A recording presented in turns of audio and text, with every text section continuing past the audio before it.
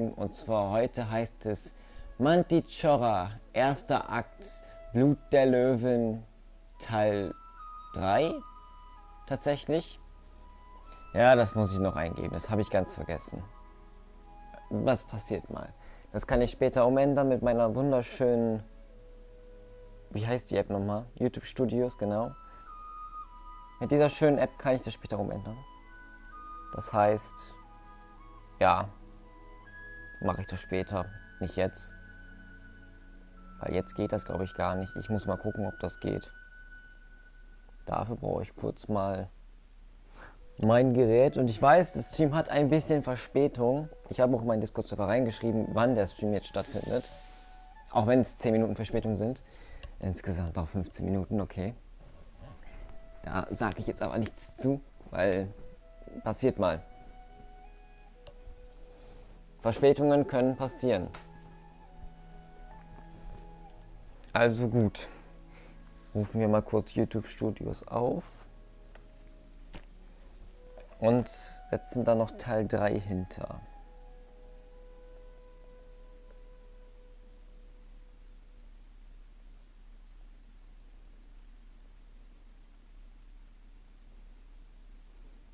Jep. Das dauert jetzt kurz ein bisschen. Ob das geht, weiß ich nicht. Ich hoffe es mal schon.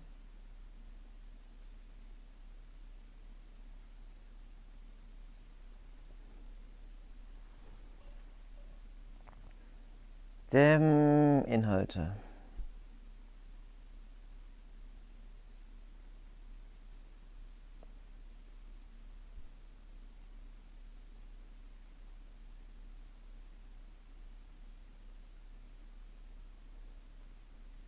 Nee.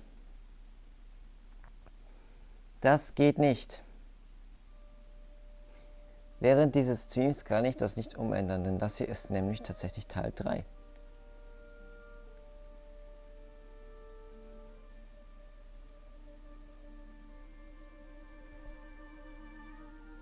Doch, weil wir haben ja aus Versehen mal Dias Quest gestartet. Glaube ich zumindest. Weil sonst ist das jetzt der zweite Teil.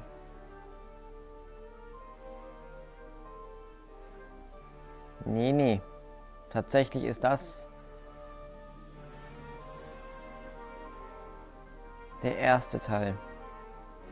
Nee, warte. Jetzt bin ich selbst verwirrt. Der dritte, genau. Ich sehe nämlich, vor 3 Wochen haben wir Mantichora, erster Akt, Geschwärzte, rote Seide angefangen. Und direkt danach weiterhin haben wir weitergemacht. Mantichora, erster Akt, Geschwärzte, rote Seide, Teil 2. Auch vor 3 Wochen.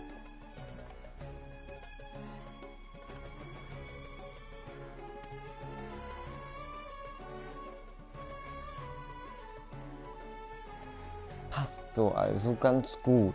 Das heißt, das hier ist der dritte Part. Also willkommen zum dritten Teil von Mantichora, Blut der Löwin. Gut. Passt so. Dann mal los.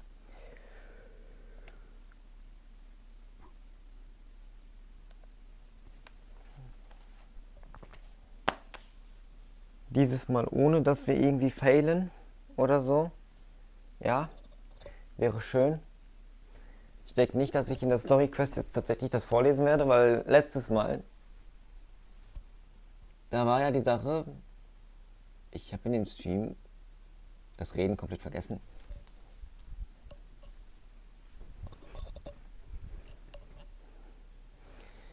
Aber diesmal ziehen wir es durch. Ohne Ablenkung, ohne alles. Handy ist eh auf stumm. Da kriege ich eh keine Benachrichtigungen während des Streams. Also, los geht's. Ach, da muss nur noch eine Sache gemacht werden, die ich ganz vergessen habe. Und zwar Wo haben wir das? Da.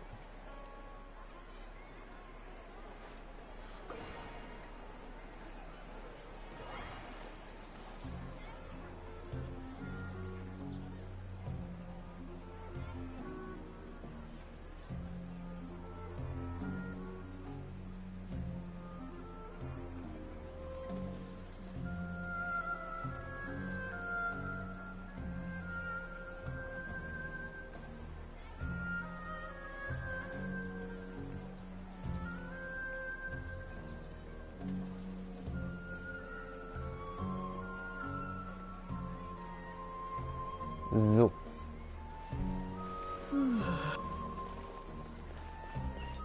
Wo muss ich hin? 1052 Meter laufen? Ich glaube, das tue ich mir nicht an.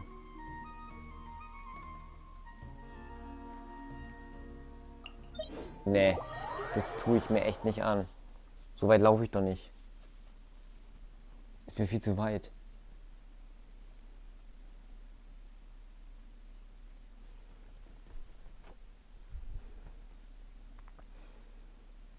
Eventuell gibt es denn heute Abend einen Trailmakers Baustream, wo wir uns was zusammenbauen werden.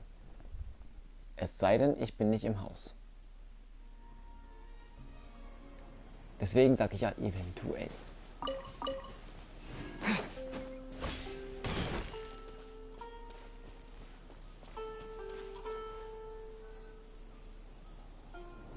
This should be the place. Let's find a spot to hide and bide our time.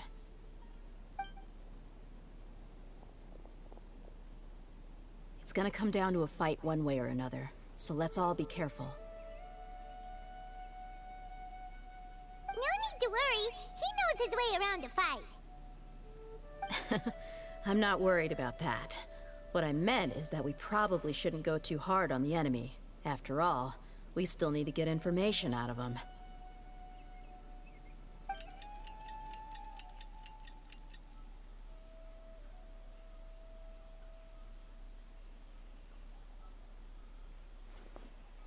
Here they come. You ready? Let's not give them a chance to react and end this quickly. Okay, mitgemacht. Ey!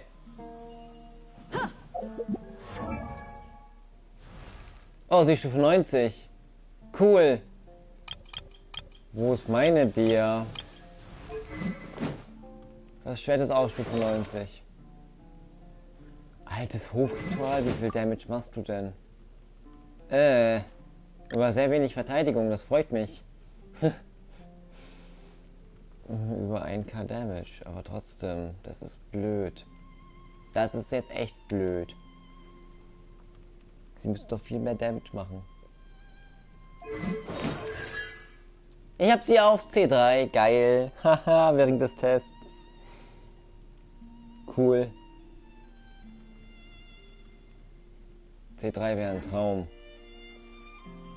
Weil sie eine 5-Star ist.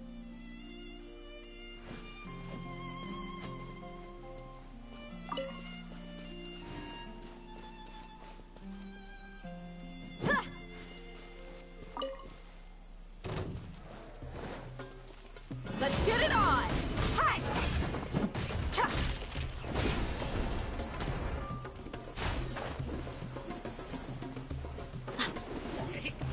Where do you think you're? Come on! Here! Hi!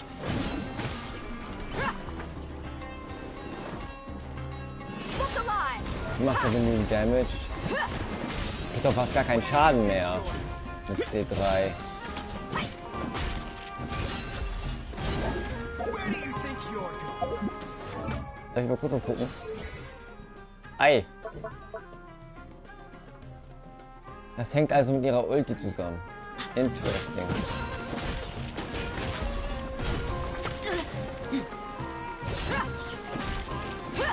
Buckle up! No more tricks up your sleeve. Kya!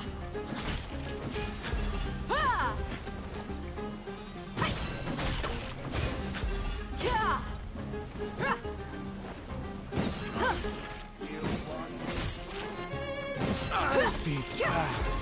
Ra!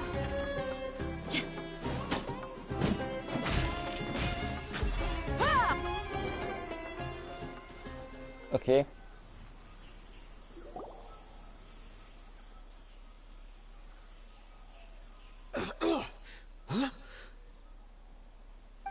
You're the Flame Bane. Good. That saves me an introduction. All right, time for a little talk. Are you buddies with Dakana now? Tell me, what are they after? You know the code of being a mercenary just like everyone else. The first rule is to never divulge key information about our employer. What makes you think I'd talk? That might have worked on an amateur, but I know you're just looking to protect your reputation.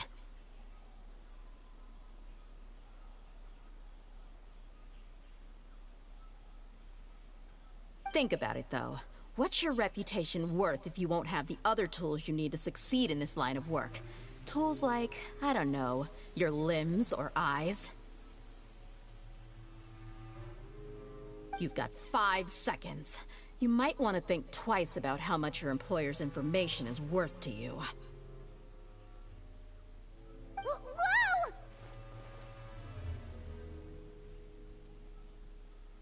I'm not joking around. We can do this the easy way or the painful way. 2 seconds! I'll save you the trouble.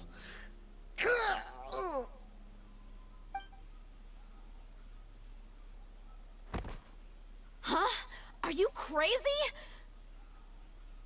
He tried to bite off his own tongue. Quick, search the area for any first aid supplies.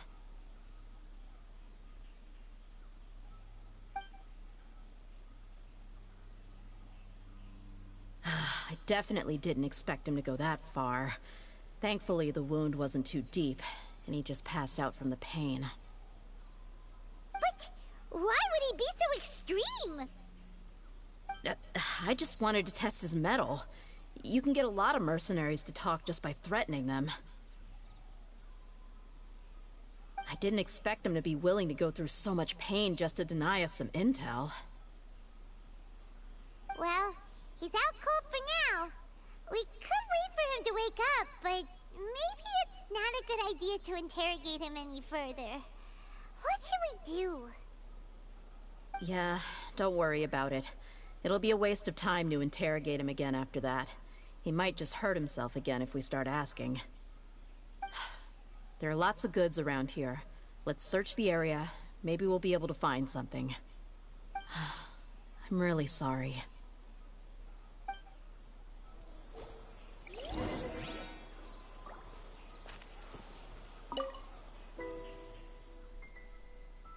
Ein paar Waffen, Medizin und Bandagen in der Kiste.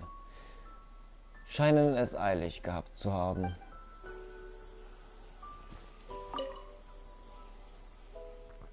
Eine Menge Essen und Wasser in der Kiste, alltägliche Sachen, nichts Wichtiges.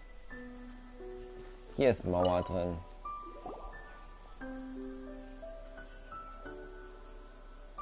We found a piece of paper with a bunch of names on it. Maybe it's a record of something. Let me take a look.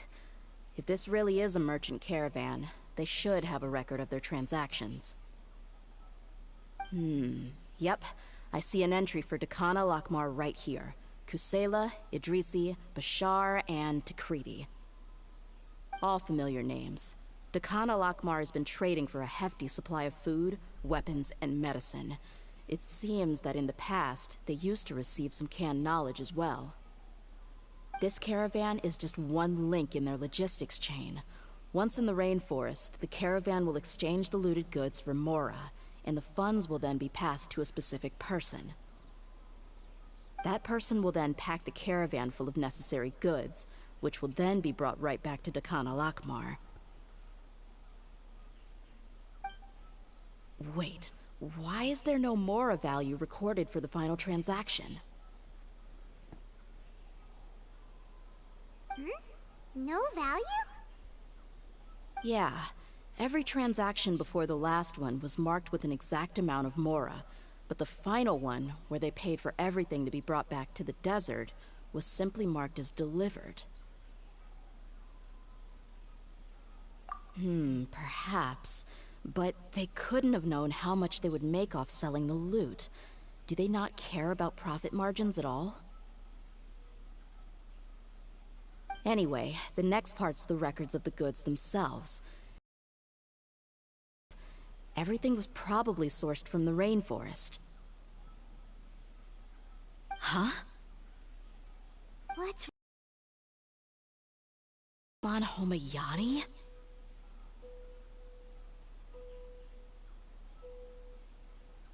Homayani? You mean Dunyarzad's family? Could it just be another family with the same last name? I'd be surprised to find someone with the exact same first and last name. Shahzaman Homayani is Dunyarzad's father, and the head of the Homayani family. Just what the heck is going on here? I'm sorry, you're right. I'll consider what we found and not jump to conclusions just yet. But what this piece of paper confirms is that the Homayani family has been providing goods to Dakana Lakmar. What if the Homayanis have been kept in the dark and don't know they've been trading with Dakana Lakmar? That's a possibility, but if that was the case, why is this caravan specifically named Shahzaman as their person of contact? They could have just as easily bought goods such as food and medicine directly from Caravan Ribat or Port Ormos.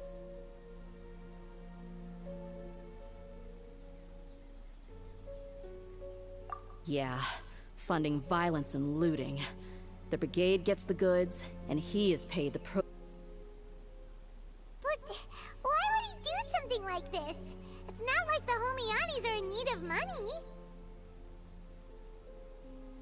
I honestly have no idea. I've been to their estate many times, and I've never noticed anything suspicious. The only potentially large expenditure I could think of would be the treatment costs for Dunyarzad's Elazar. Maybe they borrowed a lot of Mora in the past? But that's still just a speculation. I don't think the Master would stoop so low to make Mora.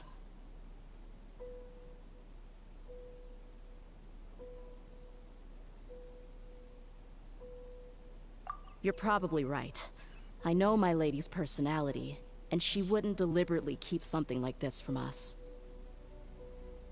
But what should we do now? All we found is just another mystery.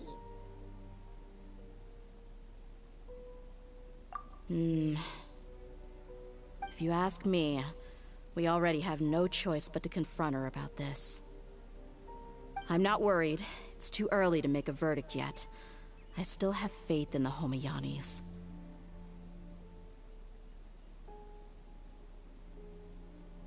Let's go find my lady again. We'll tell her everything and see if she's willing to lend us her support. If we're lucky, we can not only figure out the mystery of this paper, but also follow the trail of breadcrumbs to the people responsible at Dakana Lakmar. Dia, are you sure this is the best decision? What if instead of getting the help we need, we just end up revealing everything we've discovered to the enemy? I've considered that possibility. But even still, I want to tell her what we found. I think I owe her that much. True friendship is built on trust. She showed genuine concern for me when we first brought up the topic. I can't repay her kindness with doubt and suspicion. That's not how I deal with people. You're right. Paimon wants to trust Dunyarzad too. Yeah. Let's pay another visit to Sumeru City.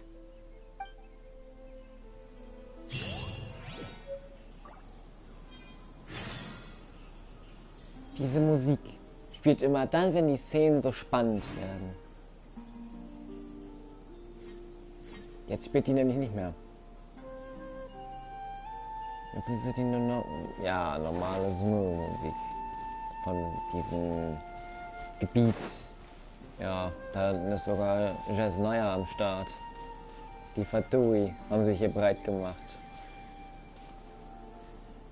Ich laufe da nicht hin. Nein, das ist mir viel zu weit.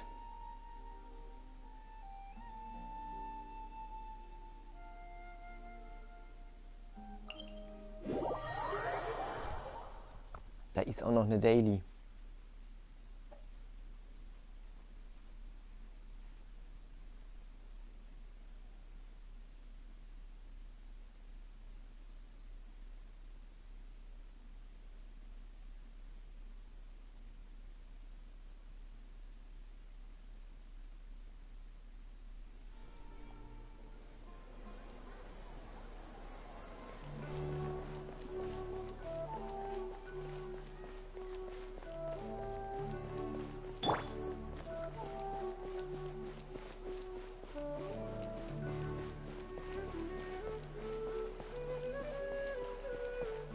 Wie viel Damage macht denn eigentlich meine eigene? 1150. Das ist mehr, als ich dachte.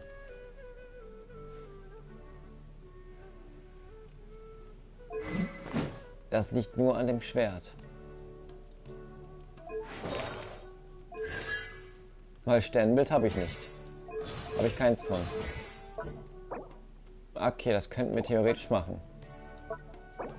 Würde sogar Sinn machen, wenn wir das jetzt machen.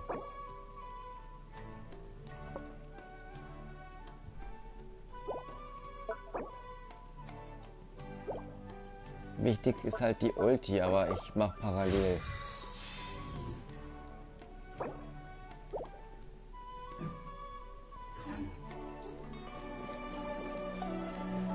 Heute ist ja Sonntag, heute ist alles zur Verfügung.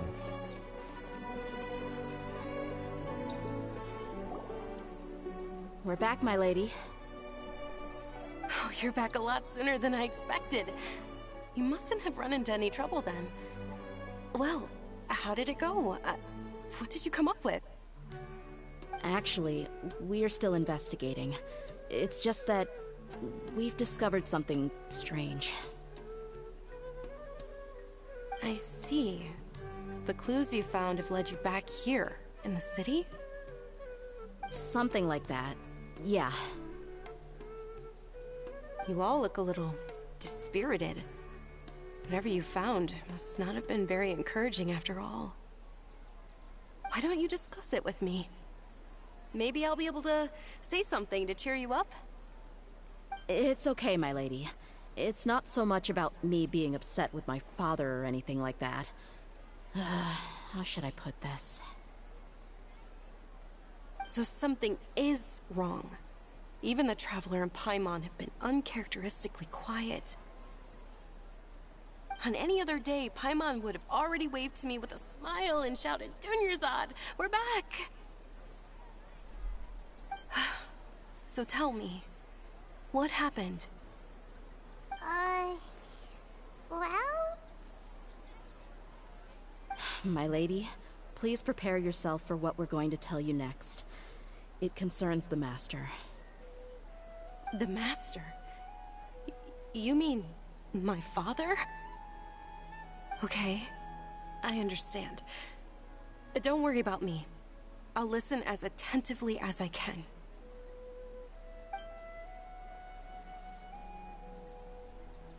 My father has been supplying goods to Dakan al-Akmar?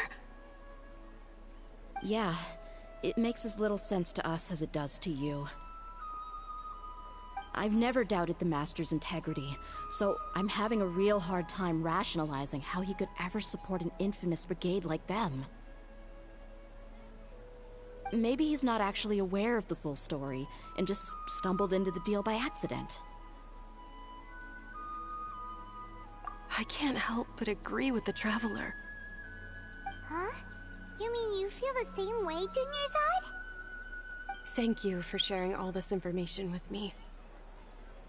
Since you've told me everything you know, I should also tell you about some doubts that I've been harboring for quite a while. In the past, I thought that my father hired a bodyguard for me so that I wouldn't run away and get lost.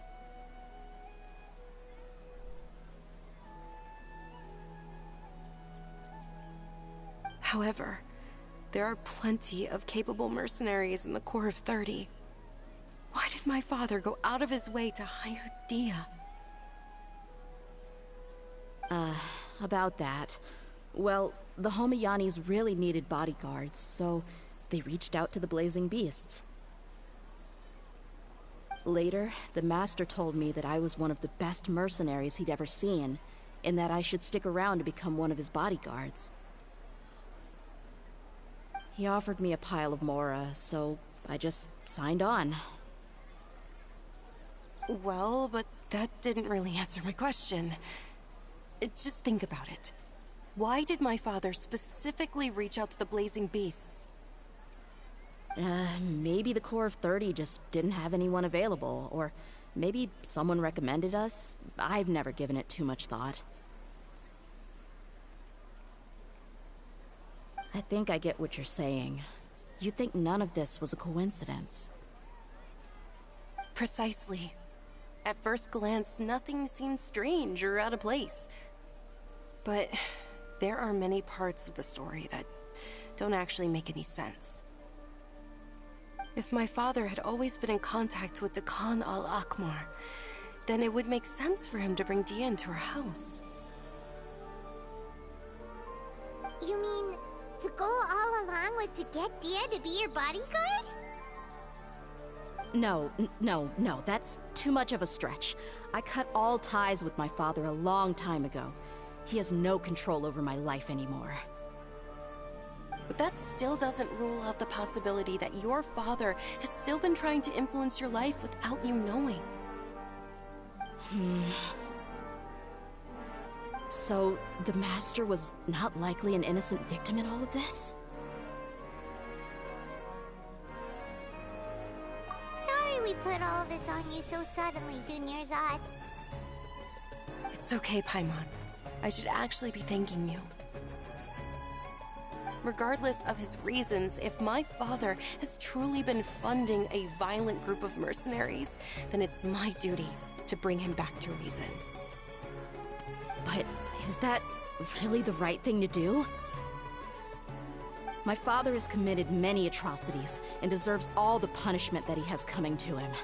I have zero sympathy for him. You may call me an ungrateful child, but my feelings will remain the same. However, the Homayani family has treated me with nothing but generosity and kindness. If we decide to investigate this further, we could end up implicating the entire Homayani family. I would be biting the hand that's fed me over all these years. Dia. It's alright, Dia. If anyone were to ask, you could always just say that I'm the one who instructed you to get to the bottom of this. You don't have to do that, my lady. I'm not conflicted because I'm afraid of taking responsibility. Besides, you're the one we should all be worried about right now. Hey! It's still too early to give up hope! What was that thing about friendship again? Right, yeah, trust! You said that yourself, Dia! Besides, there's no point on getting all riled up before we've confirmed all the facts!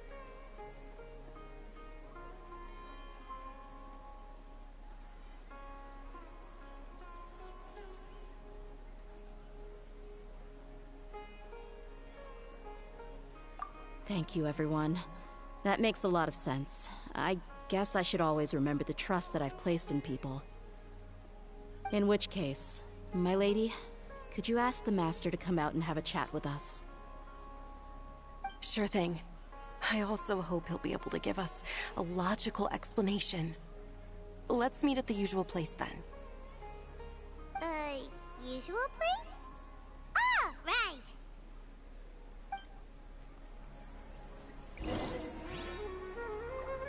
Ich glaube, ich weiß, welcher alter Treffpunkt das ist. Und das war in der Story von Sumu in der Archonten-Quest.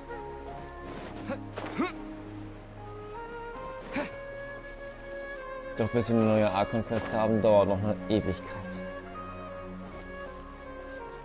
Und deshalb verkündige ich auch jetzt hiermit die Nachricht, dass wir Carrie Baird wieder eine ganze Zeit lang bis zur 4.0 ja, nicht weitermachen.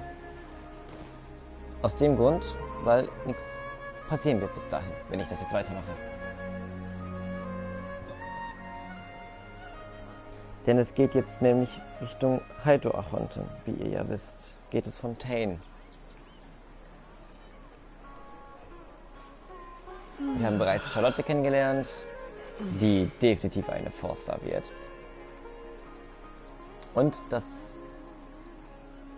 Element Cryo hat.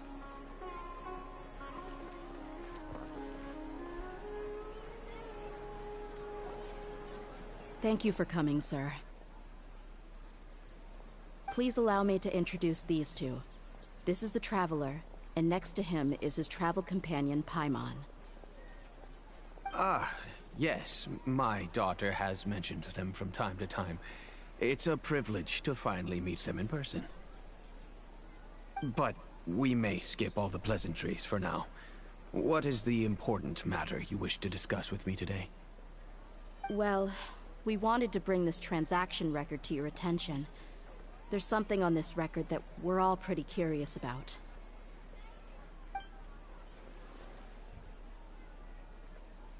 So, that's what you found.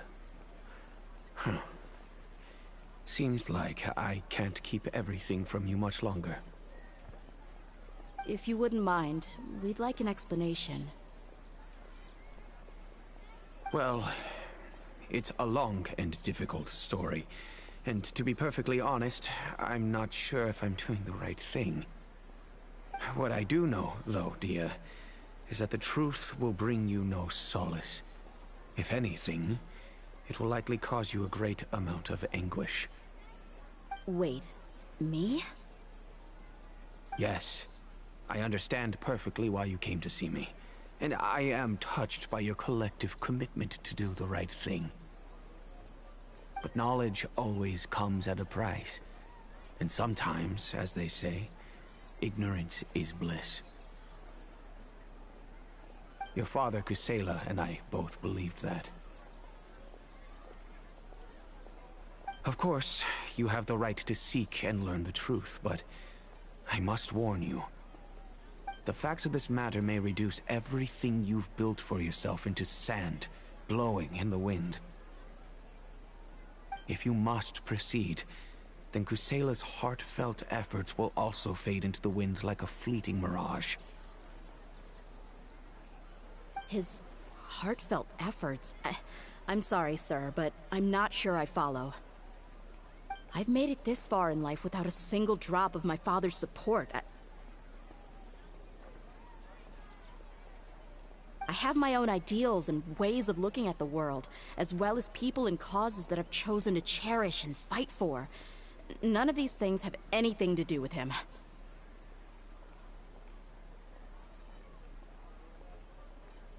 I came here today to support you as the head of the Homayani family. No warning will change my stance on that. I understand. Then let me tell you a little story. Our family once needed to take a trip to the desert when Dunyarzad was just a baby. Along the way, we were attacked by bandits. They had superior numbers and quickly overpowered our bodyguards. When all seemed lost, a group of passerby Eremites lent us their support. Those Eremites were Kusela's brigade, Dekan al-Ahmar. Kusela's men told me that the attackers were Eremite mercenaries, just like themselves. I was shocked. Why would Dekan al-Ahmar go so far to save us and not spare the fellow Eremites? Kusela was grinning and walked over to play with baby Dunyarzad. She was startled by his unfamiliar face and nearly started crying. Really? I never knew. He said that he had no particular reason to help us. He just took pity on us because he had a daughter about the same age. We started talking about our children, and I sensed that he was a devoted father. To repay his kindness, I hired his brigade to help out at our estate for a time, and offered everyone generous remuneration. So, that's what happened. It was many years before I saw him again. I almost didn't recognize him the next time he came knocking on my door. The man I knew to be strong and healthy had been reduced to a shell of himself. He couldn't even walk anymore without his cane. So, what happened to him? He was perfectly fine when I left the brigade. I'm not too sure myself. The only thing that didn't change was his cheery disposition. He said there was absolutely nothing to worry about, and that he had gotten into a fight. That was all. He then suddenly asked me if Dunyarzad, now that she had grown, would need a bodyguard of her own. At the time, Dunyarzad was going through a particularly severe bout of her Elazar. There was no need for her to have a bodyguard when she could barely leave the house. But he kept coming back to the topic. Come on, it never hurts to be safe. How do you know a bodyguard won't come in handy one day? I was completely lost at first, until he recommended the Blazing Beasts, and in particular, a mercenary named Dia. So he was the one who recommended Dia to you. Indeed. He didn't say it out loud, but it was clear that he saw Deshret's relics as an evil group who would eventually corrupt every member in their ranks.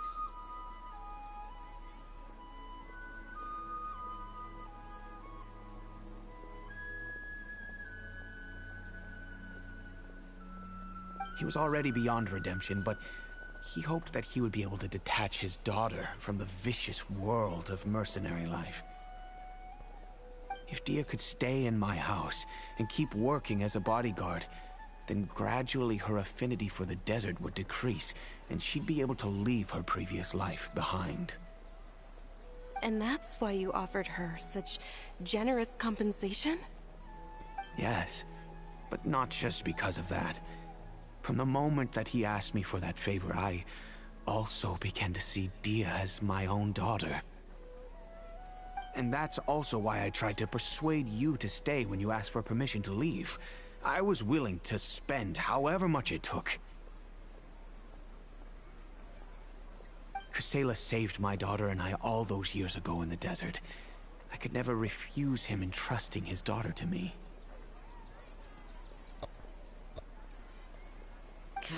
He was always like that, acting like he's oh so smart and self-righteous.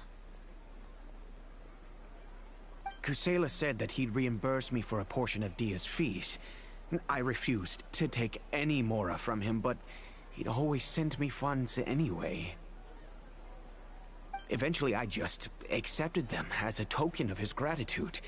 And that went on for a while until I received another letter from him a few years ago. The letter contained a request to help him buy food, weapons, medicine, and even explosive materials. Wait! Isn't that around the time that the Kanal started becoming more aggressive? That's right.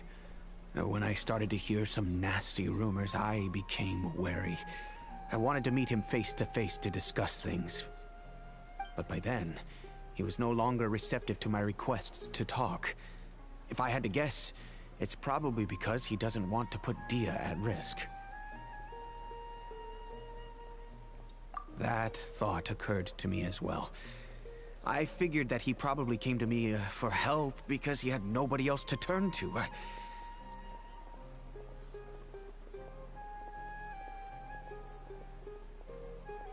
After some deliberation, I decided to send him some food and medicine. I turned down all his requests for explosives and weaponry. I am aware that even such a reduced gesture of support could lead to others coming to harm, but I could not simply reject his plea for help. In the end, it probably was the wrong decision. I plugged my ears to the rumors and just chose a solution that made me feel least guilty about myself. If you can, please tell me where he is now. None of the things he's doing right now make any sense if he's just trying to keep me from getting tangled up in his world. If all he wants to do is steer clear of me, then maybe he shouldn't have brought me into this world in the first place. Oh no. Dia, please don't feel that way. I'm just angry because I can't wrap my head around any of his actions. Another way? I don't know. I knew him, and he was nothing more than a childish brute. I can't understand what's going through his head. But I guess you do have a point. We haven't uncovered the whole truth yet. We still need to figure out his exact actions and reasoning for these last few years. I'll do my best to help. Of course, anything between the two of you would need to be resolved between you and him alone. I don't know Kusela's exact whereabouts. Outside of supplying his brigade with some goods, I tried my best to avoid getting involved any further with him. However, there's a man on the list named Jawed. He used to be a mercenary in the desert and is now a member of the Corps of 30.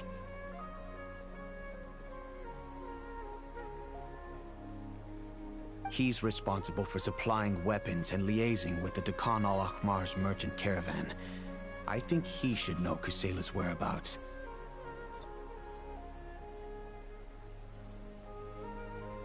I've heard that he likes to have a few drinks alone and enjoy the cool wind at night outside the tavern. Maybe you'll be able to find him there. Understood. Thank you, sir. Then I guess this is bye for now, unless... I'll stay and be with my father here. To be honest, I'm still a little dazed and haven't finished processing everything quite yet. My father has indeed done something wrong, but if I think about it, I'm also not sure if there was a right way to handle this problem. I feel like our only course of action is to turn everything we know over to the Corps of 30 and let them render judgment. Yes. I am prepared to accept whatever verdict they choose. It's time to face my mistakes.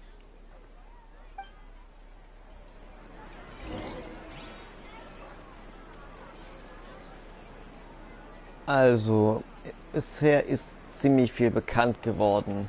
Allgemein, man lernt die Charaktere in den Legend Orders besser kennen. Also, man erfährt mehr über denen. Über der Vergangenheit, über Familie, über Eltern, über alles. Und über ihre Arbeit. Darum geht es allgemein in den Legend Orders.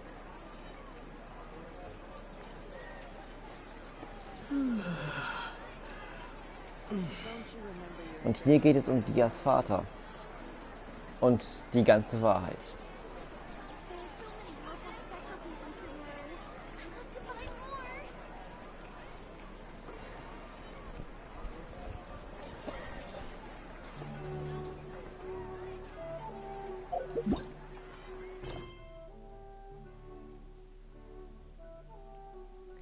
Es war einmal im roten Sand.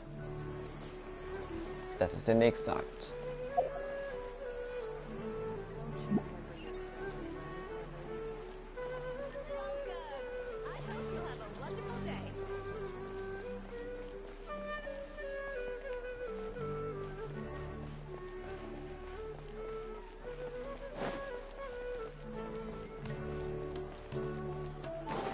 Am Abend, also wir müssen ein bisschen warten.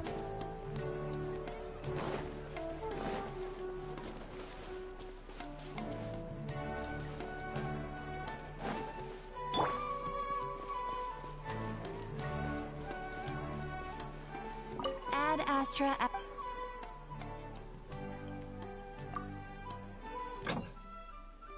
Ja, gib mir Kohle. Kannst losziehen.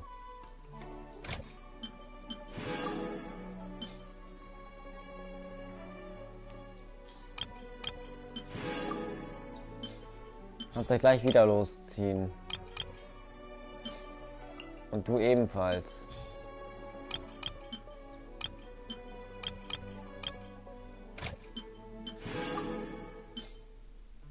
Kannst nochmal loslaufen. Ja, und nochmal. Ich krieg Mauer ran, endlich. Ja!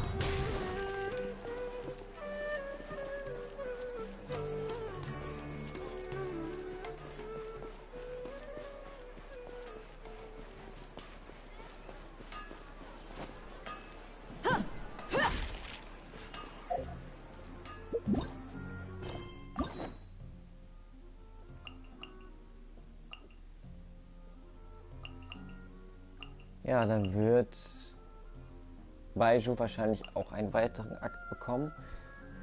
Und das ist Yoimias letzter Akt. Ich sag schon Gangyu. Gangyu bekommt wahrscheinlich auch noch einen. Oder nur Yoimiya, das kommt drauf an. Bisher hat Yoimiya einen zweiten Akt gekriegt. Aber warum? Wo genau handelt es sich um diesen Akt?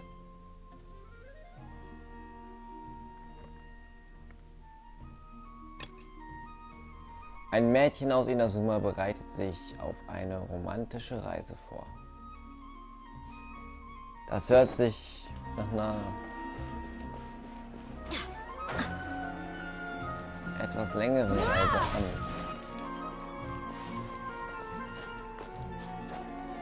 Den Entschluss kann ich daraus ziehen, Yoimiya geht auf Reisen und vielleicht sogar nach Fontaine.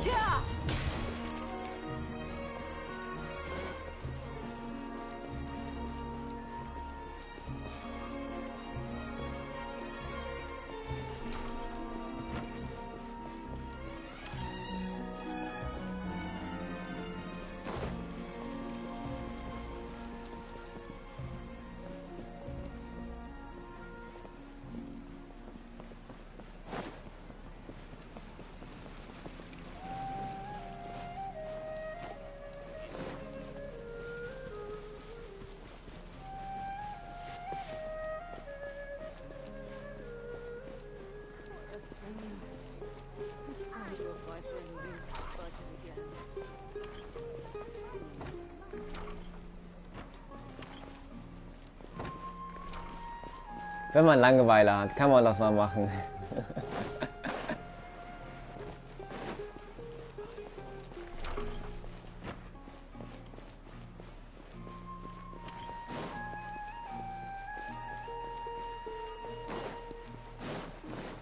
Es ist Abend. Das heißt, er müsste da jetzt sein.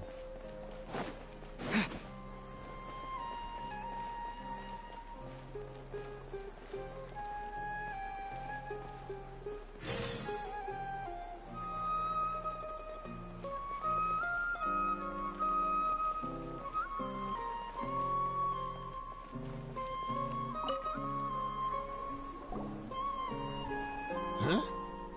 Who are you guys? I know what you've been up to. Smuggling weapons to violent brigades in the desert while working for the Corps? Pretty bold, if you ask me. Shh. Keep your voice down. How do you know all that? Come with me. We should take this elsewhere. I'll be happy to talk things over once we're somewhere private.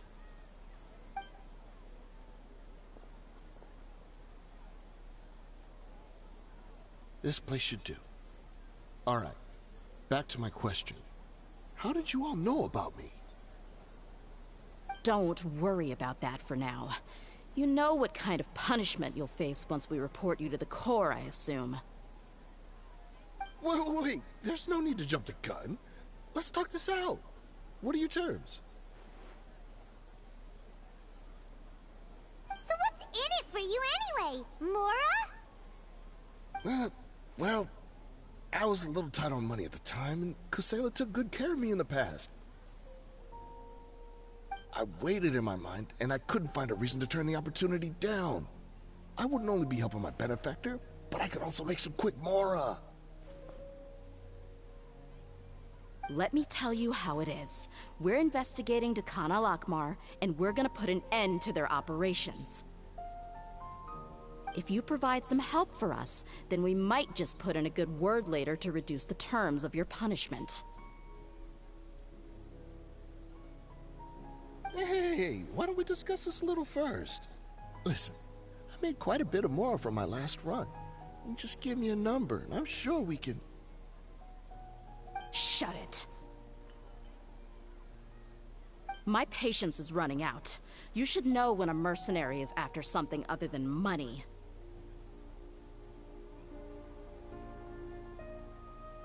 All right, sheesh. But you gotta promise you'll put in some nice words for me later. They're always on the move. Here's the spot they were at the last time I made my delivery to the desert. Feel free to go have a look. I'm just telling you though, it's not on me if they're not there anymore. Sure. And then you can forget about any nice words from us. Hey, come on. Now you're just being unreasonable. Really? And how do I know you're not leading us straight into a trap? Don't forget, you're the one with no bargaining chips. All right, I get it. Why don't you go take a look, and if they're not there anymore, I'll try to figure out something else for y'all. Now that's more like it. Let's move.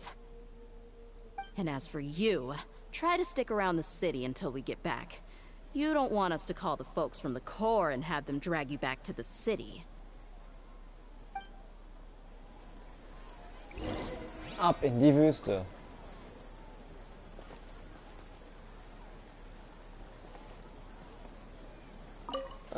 Don't worry.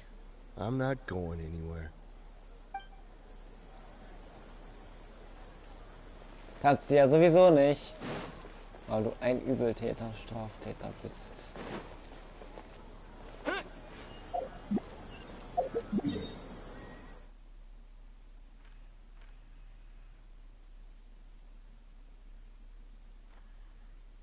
Das ist ja mitten im Nirgendwo.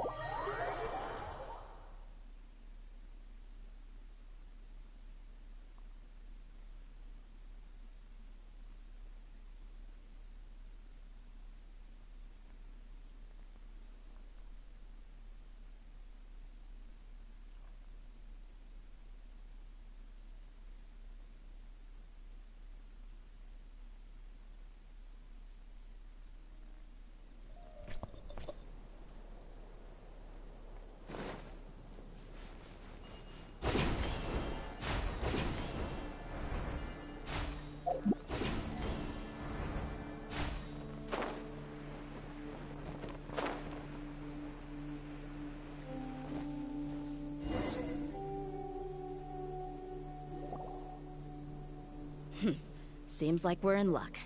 That should be their camp right up ahead. Let's go. We'll finally get to the bottom of this ourselves.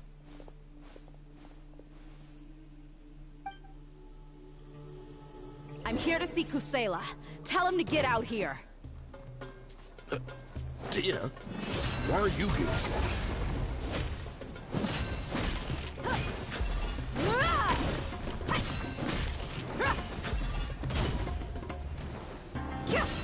Where do you think you're going? Ja, die haben keine Chance gegen mich. Let's get it on!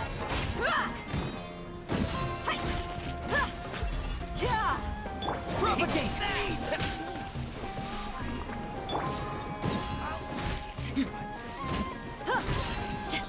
Where do you think you're going?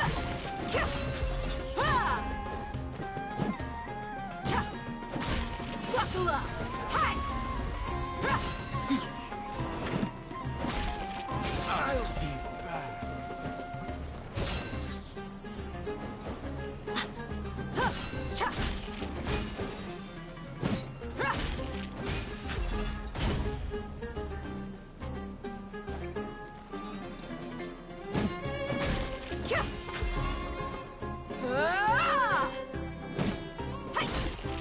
Haven't you all done enough? Oh, so you also need to stop us. Stay out of this. It's got nothing to do with you. Spring forth! Scatter! You asked for it.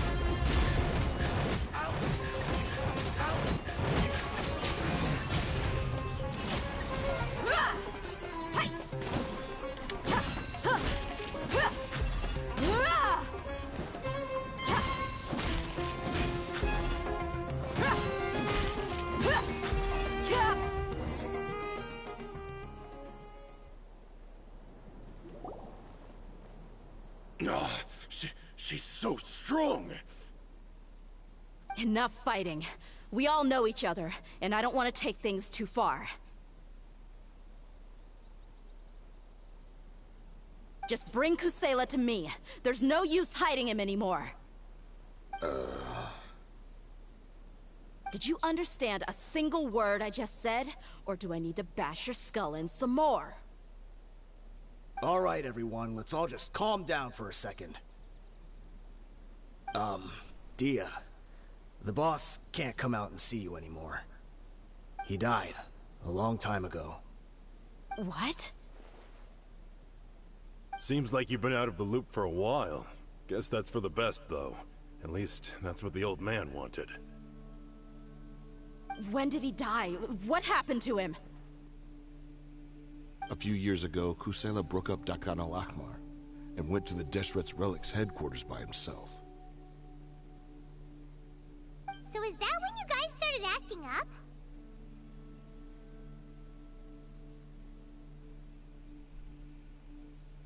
We would prefer to call it taking revenge. Every last person in Geschwärzte Relics must pay in blood for what they did.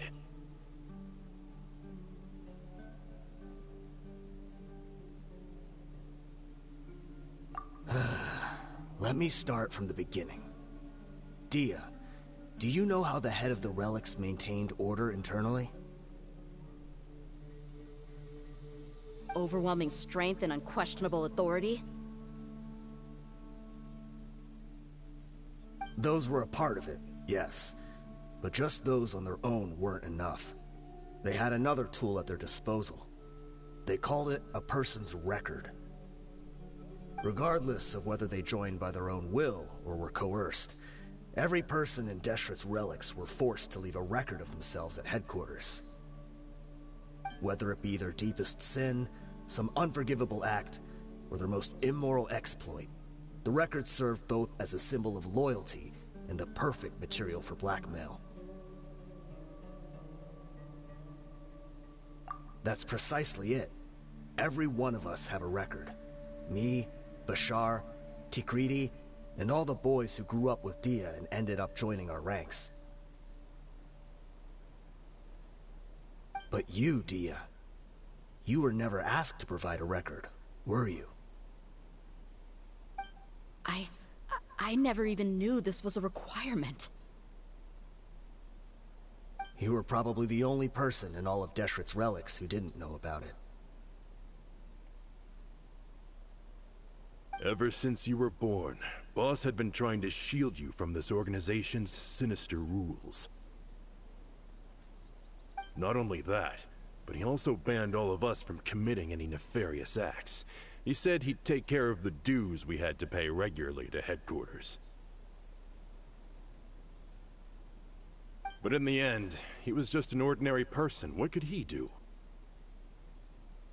He was forced to go to headquarters again and again to account for missed dues and incomplete records. He'd come up with all kinds of excuses and get beaten up as a result.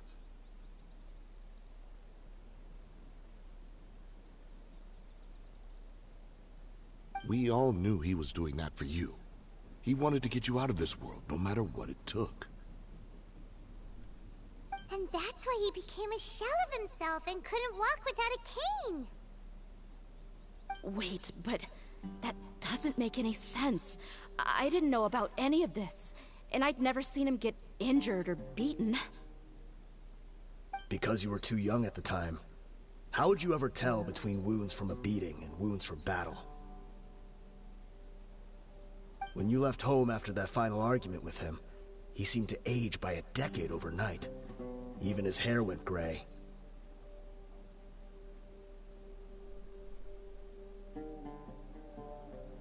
So, even the blazing beasts were... Yep. It was all his doing. Had he not arranged them to come to you, you probably would have been reduced to a pulp before you ever left the desert. A few years ago, Boss said he needed to make another trip to headquarters. He was already pretty weak then, and we all assumed he was going to get beaten again.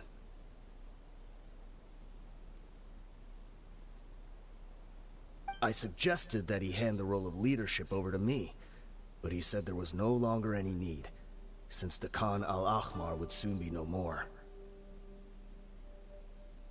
His words made no sense to me, but that night, we heard that a massive fire tore through headquarters and razed everyone's records to ash. Everyone gained their freedom that night. Many members fled, not just from our ranks, but from the other brigades as well.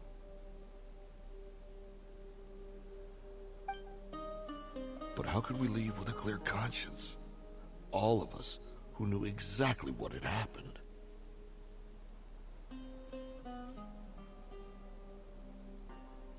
The boss can't have just died for nothing.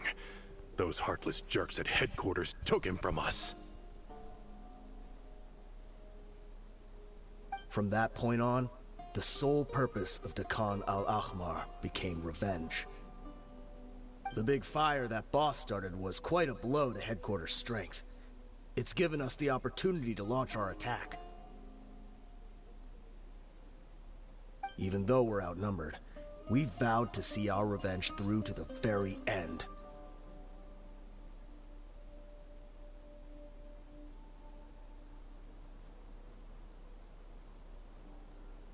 There were people from headquarters who changed their names and went into hiding. Some fled to other brigades, and others escaped to the rainforest.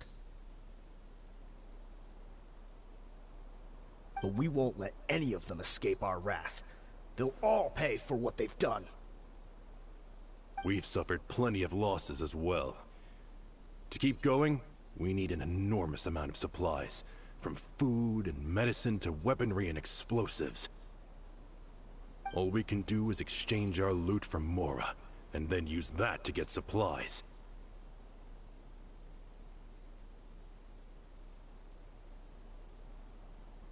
We forged Boss's handwriting and sent out many letters to his former friends.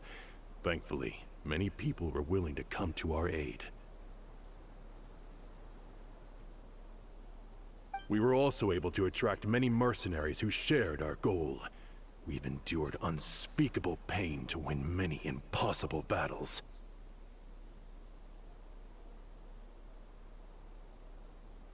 Deshret's relics have become weaker and weaker, and now we finally have an opportunity to directly strike their headquarters. Paimon doesn't know what to say anymore.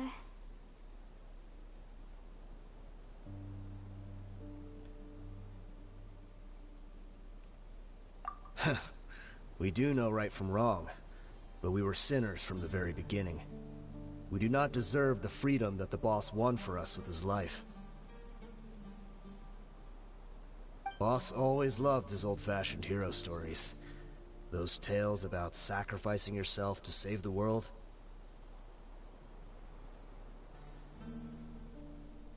We used to always laugh at him for it, but in the end, he really went and lived those stories out himself.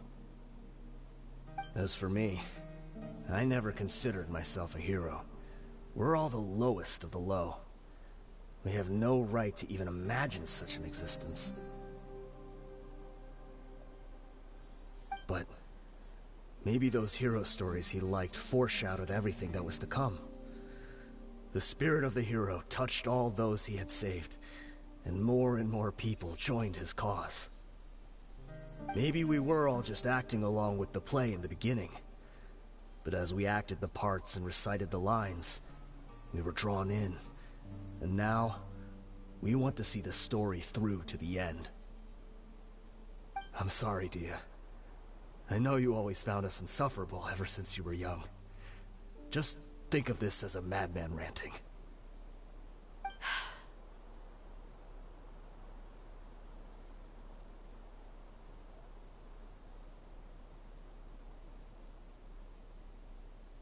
I'll go with you. Huh? Dia? You wanna go with him? I grew up with these guys, and I know they're not bad people. It's just that some situations get so bad that it's difficult to tell good from evil. All I know is that Geschwärzte relics must be destroyed. Furthermore, I want to go see the place for myself. I want to know if my father is still there. I know you don't want to get involved in this, so there's no need for you to tag along. I can do this on my own.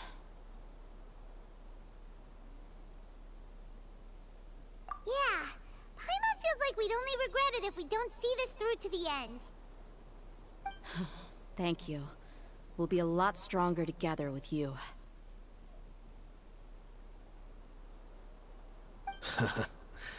I bet Boss would lose his mind if he ever knew you'd join us at the very last moment like this. Considering all the losses and injuries we sustained, we can't afford to turn down someone as powerful as you. He can think whatever he wants. But the fact is, I owe him this much.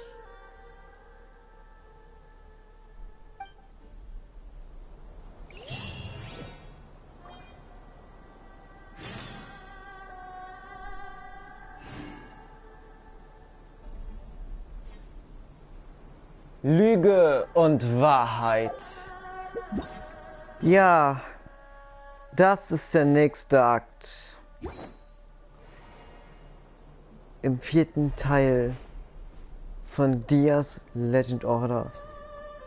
Mantichora. 1. Akt. Denn ab hier würde ich sagen, endet das Ganze. Wir haben ziemlich viel erfahren. Es ist viel passiert. Wir werden Geschwärztes Vermächtnis ausrotten, vernichten. Und vielleicht sogar Dias Vater wiedersehen. Wenn dieser noch lebt. What a bummer. I just had to get injured now, right before the final fight. Be sure to punch one of them for me, huh? I guess it all comes down to this.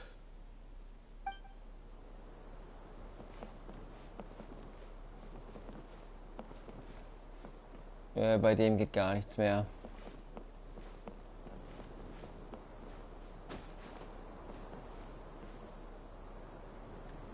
Und bei den beiden auch nicht.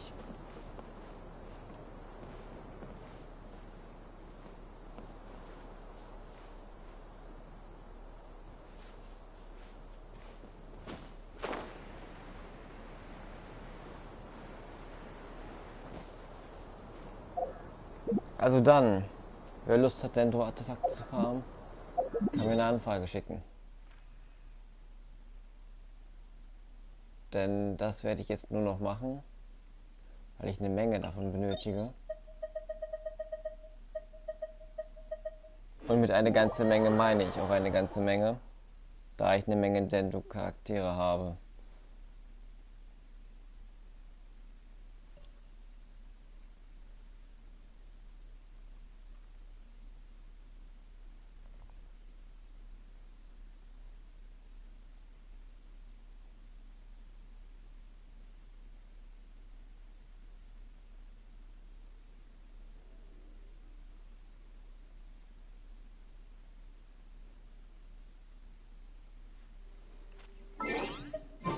Davor muss ich noch was umstellen.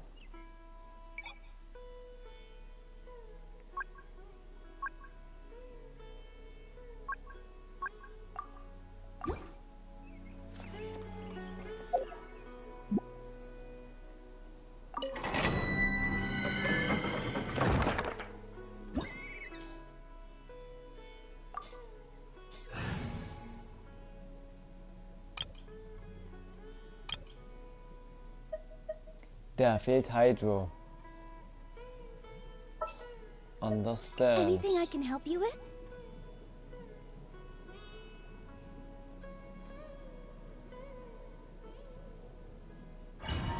Ich hoffe, ich habe die richtige Truppe genommen. Ansonsten habe ich gleich ein Problem. Weil nur mit Dendo-Charakteren gegen Dendo-Gegner, das kann eine Herausforderung werden, sogar auf Stufe 90, weil ich keine der Dendo-Charaktere auf Stufe 90 besitze.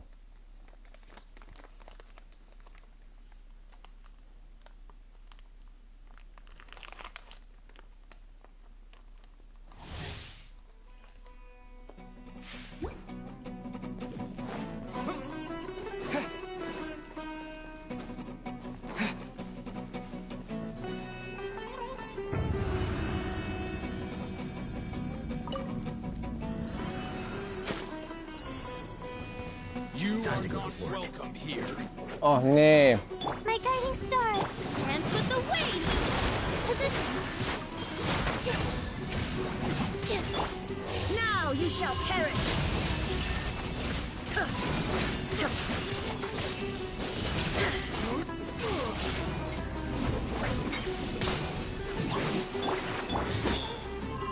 Don't be scared. Here.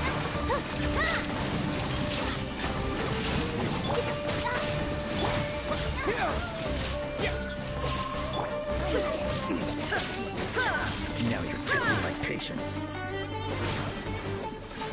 There is no escape. Follow my street.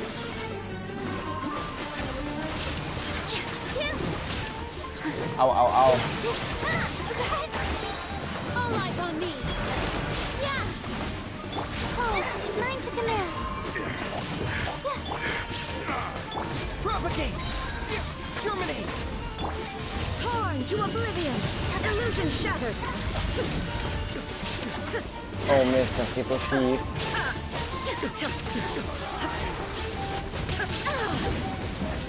Die sind nicht den da aufzuhalten. The night is cold. Shine down.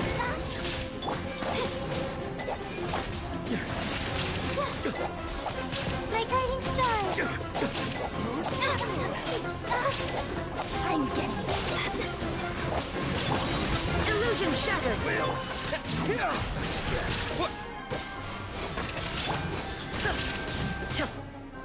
Stars, shine through. Now you shall perish.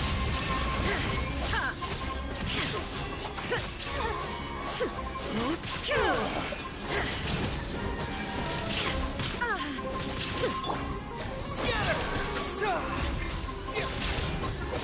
Positions. Dance with the waves.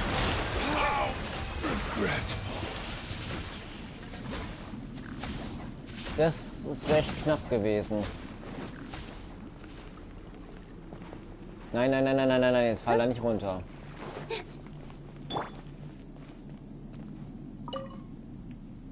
Bitte Dendro-Artefakte.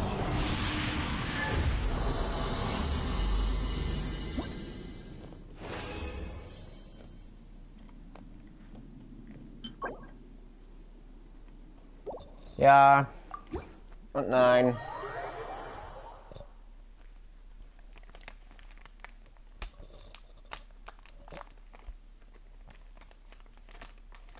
Weil da Verteidigung drauf ist. Verdammt.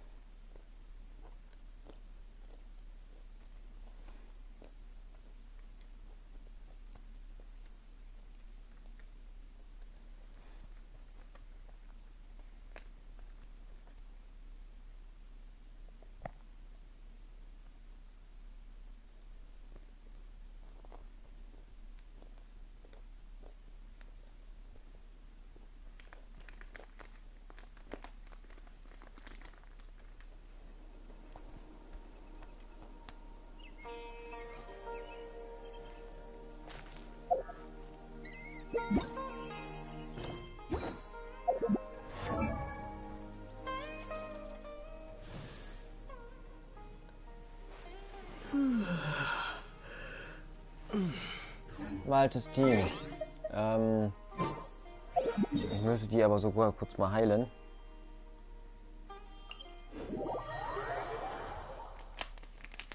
Dafür verschwinden wir jetzt doch einfach mal in die große Kluft.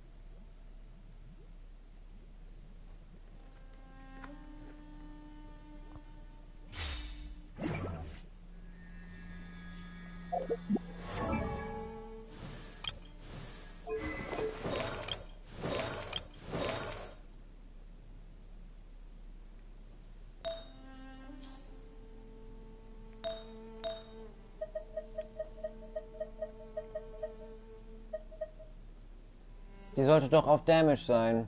Verdammt. Ist die Blume allgemein auf LP?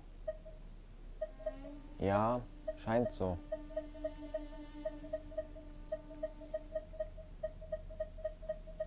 Nee, die Blumen sind allgemein auf LP.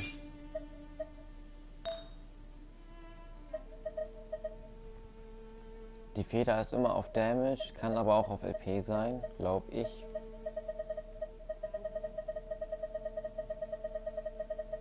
Nee, die sind immer basierend auf Damage anscheinend.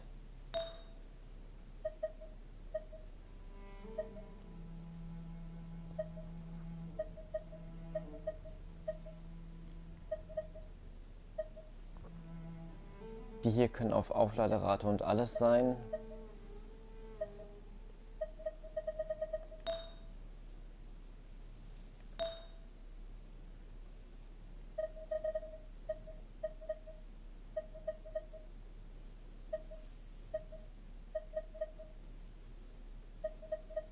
Warte einen Moment mal. Ich habe eine Idee.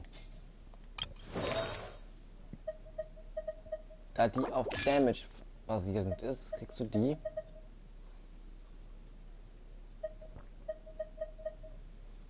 Die hat sogar keine Verteidigung. Das ist gut. Die schon. Verstärken wir die doch erstmal fürs Erste. Dürfen wir keine Verteidigung jetzt dazu kriegen. Bitte keine es gibt auch noch Verteidigung dazu. Was für ein Pech will man haben?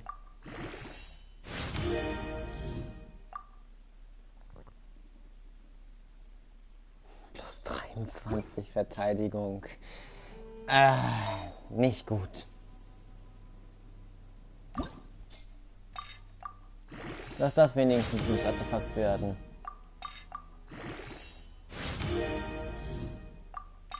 Ab jetzt. Der kriegt auch noch Verteidigung dazu. Was soll das? Ey. Du hast Verteidigung 16 plus, dann darfst du auch keine dazu kriegen.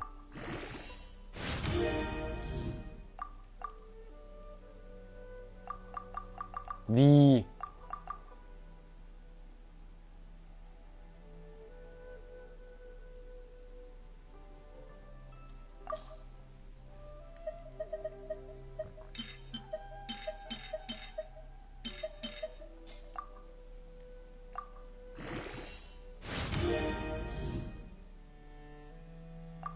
Hey, was hast du dazu gekriegt? Damage?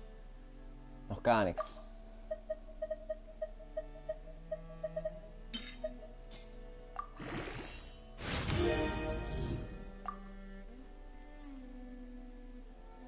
Irgendwie sieht mir das nicht danach aus, als ob da was zugekommen ist.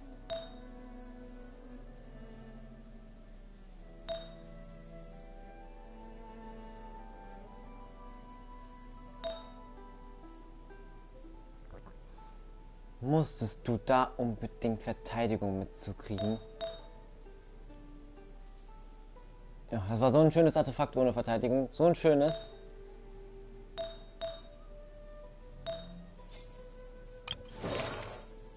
Er hat nur eins und kein Bonus aktiv. Ich brauche mehr Dento-Artefakte. Mehr.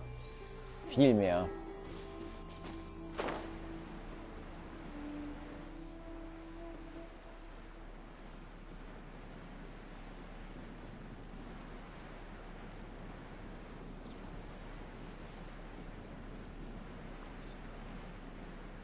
Ich habe meist was vor. Wenn das gelingt, dann ist das gelingt. Rein da.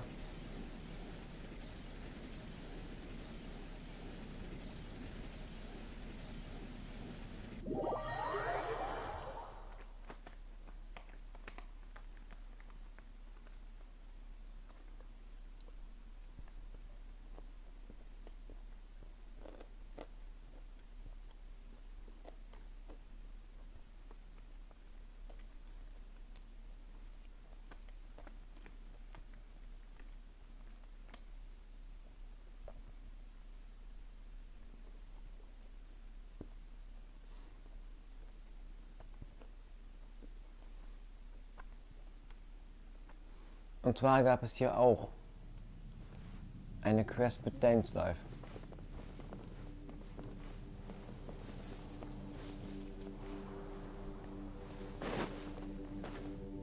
Wollte ich die Dinger nicht einfangen?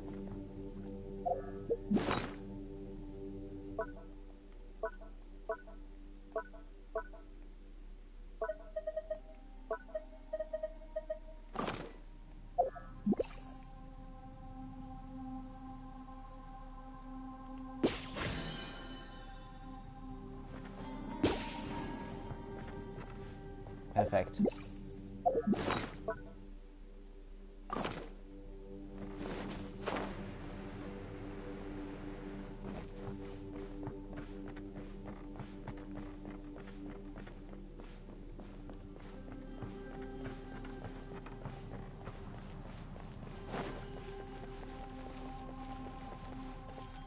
Ich glaube, ich muss dafür weiter nach unten gehen.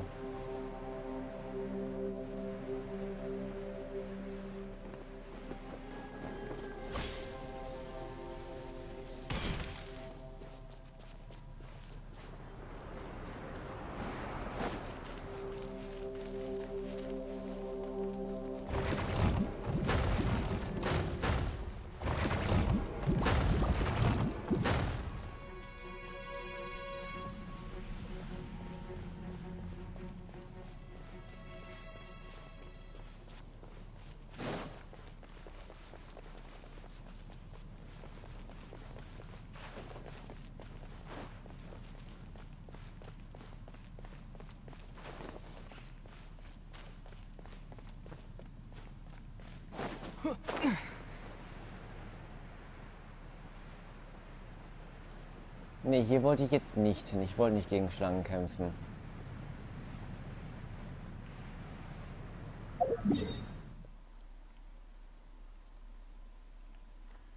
Da wollte ich hin.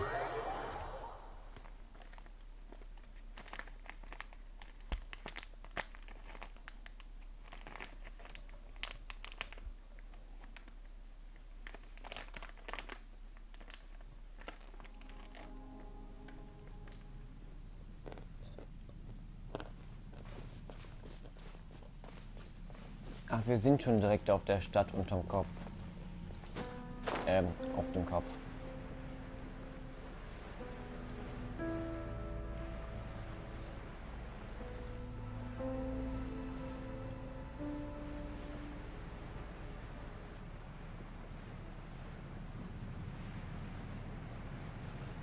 Ja, das ist eine Stadt von Kanal H.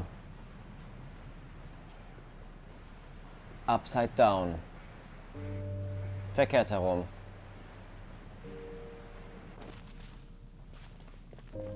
Und hier war damals die zweite Quest mit Danes Life. Die erste war in Mondstadt.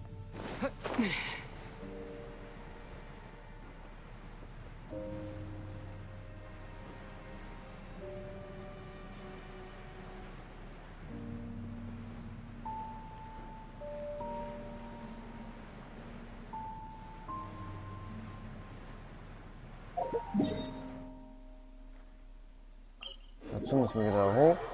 Denn da war es auch ganz interessant.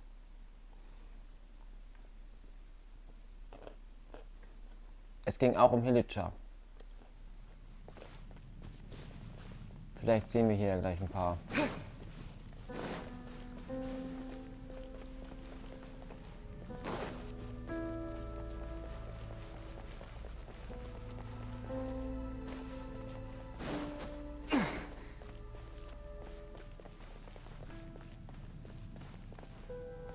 Soll ich denn da hinkommen?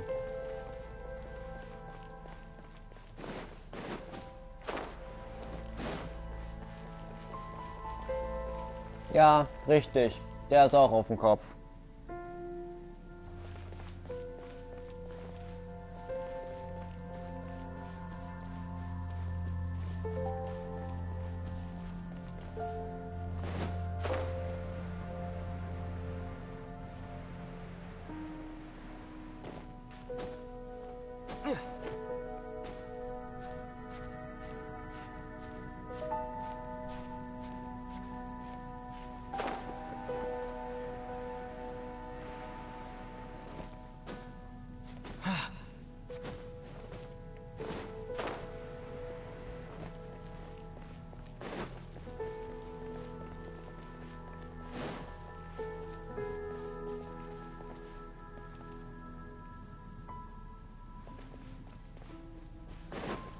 Irgendwo müssen die schlafenden Villager doch sein.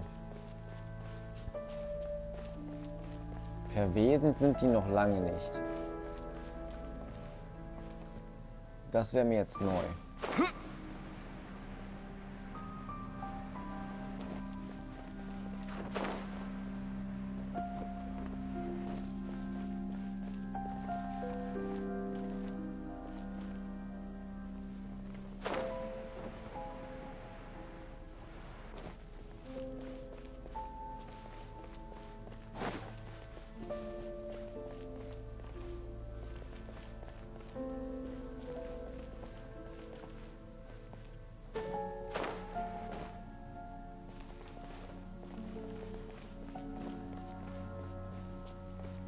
Irgendwo muss ich dafür noch mal hinlaufen.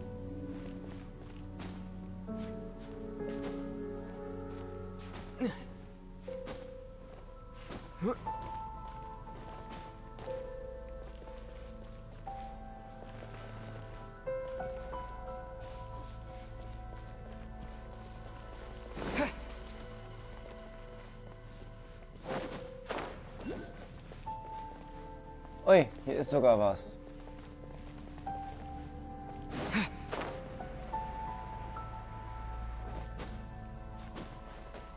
Was ich sogar benötige.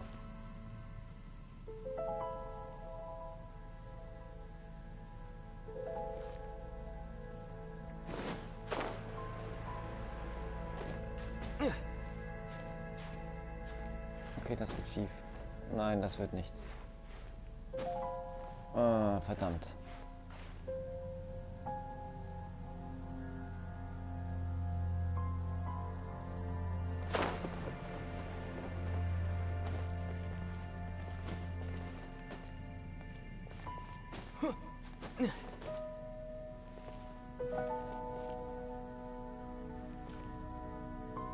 Na, ob das was wird?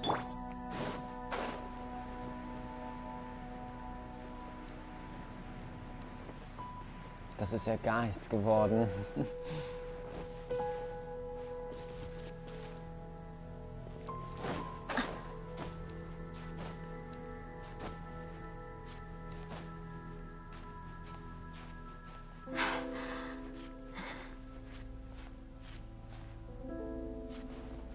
Ich wollte gerade sagen, irgendwie komme ich doch da hoch.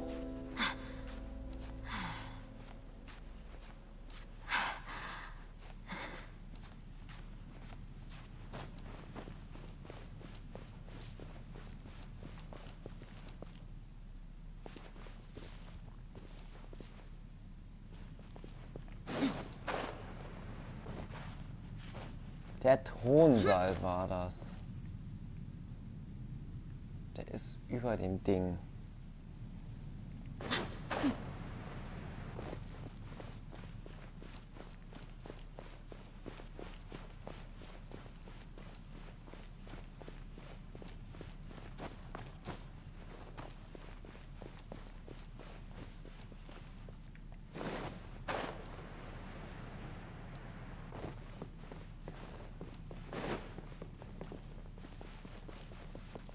Genau hier.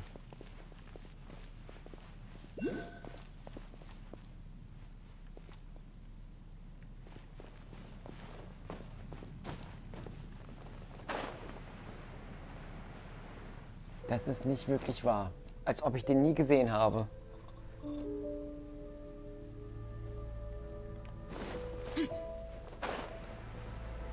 Nee. Diesmal nicht.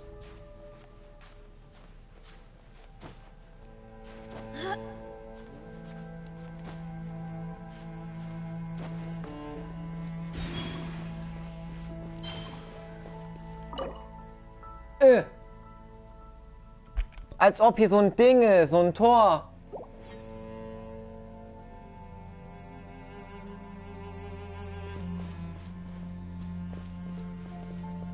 Das Ding habe ich noch nie gefunden.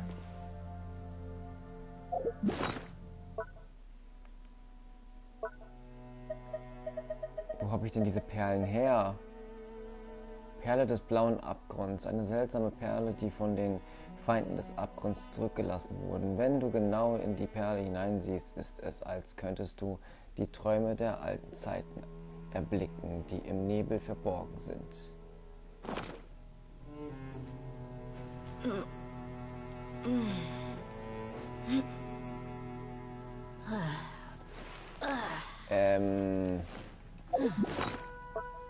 Damit ich das nicht so schnell wieder vergesse, dass hier was ist. Ich mach's anders.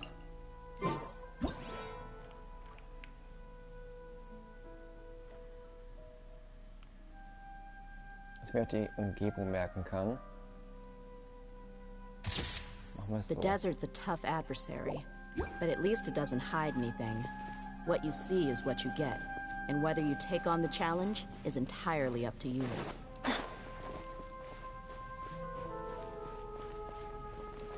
Nein, nein, nein, nein, nein. Bin ich jetzt hier ganz unten oder was?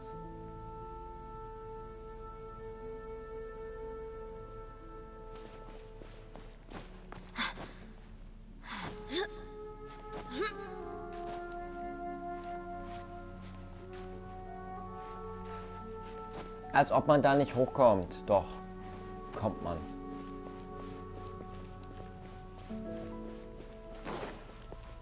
Und ich hab's gefunden.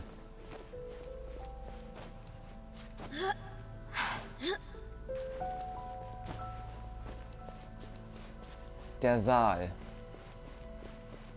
ist auch auf dem Kopf. Und das mit dem Wasser? Keine Frage, wie das funktioniert. Ich hatte jetzt keine Ahnung.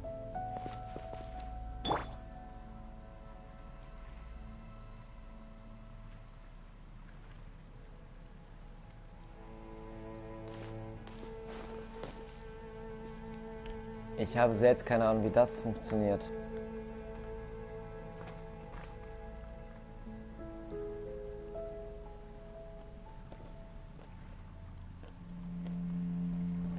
Das ist und bleibt ein Rätsel.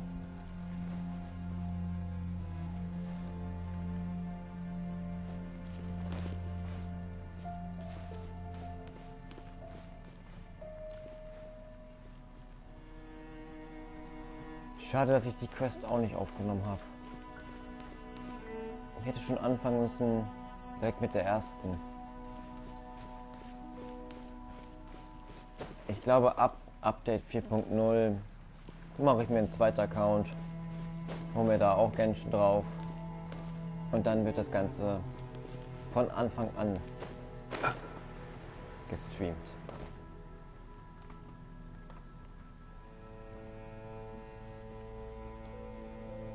Ich weiß, ich habe die ganzen 5-Star dann nicht mehr. Aber ich habe ja immer noch meinen Main-Account.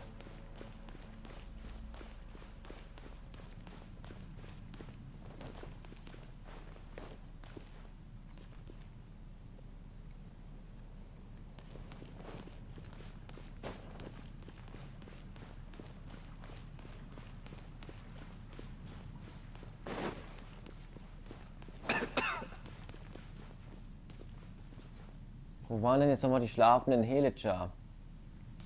Da, genau. Hier muss doch einer gewesen sein. Ist der geplatzt?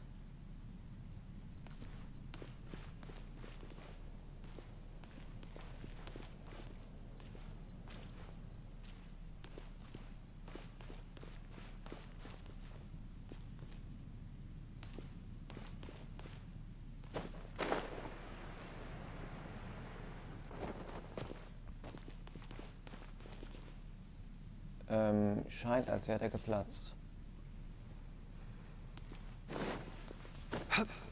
Also um die Perlen zu finden, muss ich mir definitiv selbst ein Tutorial raussuchen, weil ich den nicht finden werde. Ich kenne mich.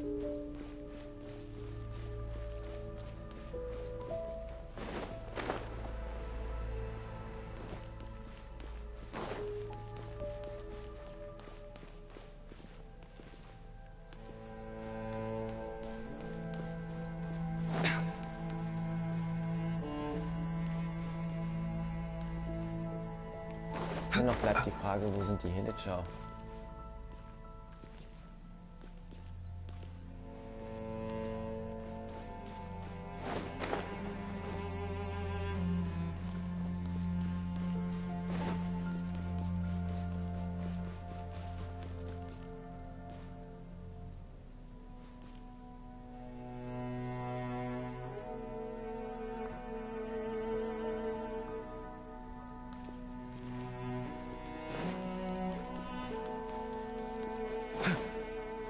Ich war hier schon zu lange nicht mehr unten.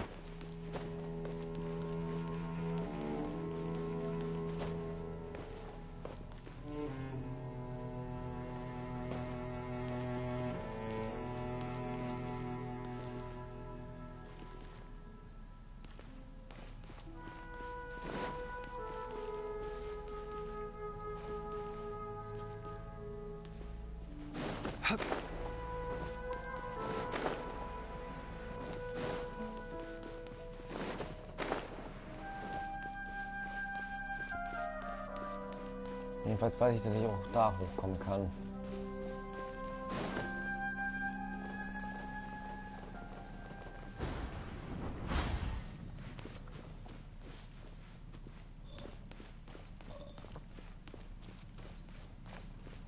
Also, ich glaube, ich muss Abgrundmagier dafür fertig machen. Die hier irgendwo rum tolerieren. Ich habe vorhin einen gesehen.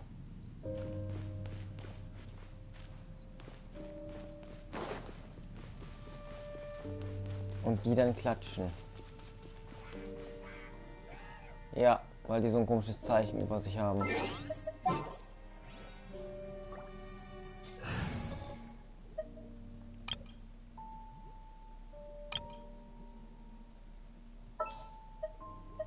Time to get down to business.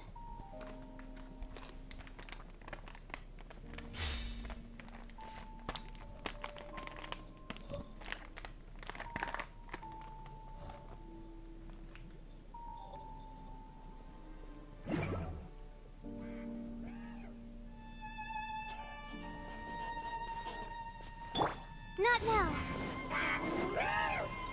Nee, ich mag den Schleim nicht.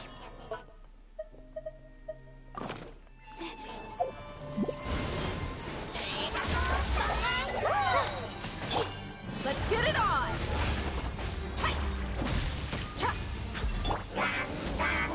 Don't be scared.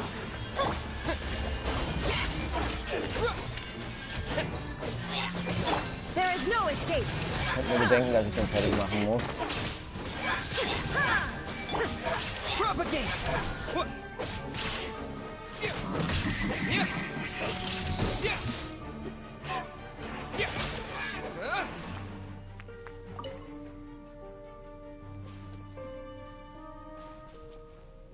Nee, ich habe keine Perle erhalten.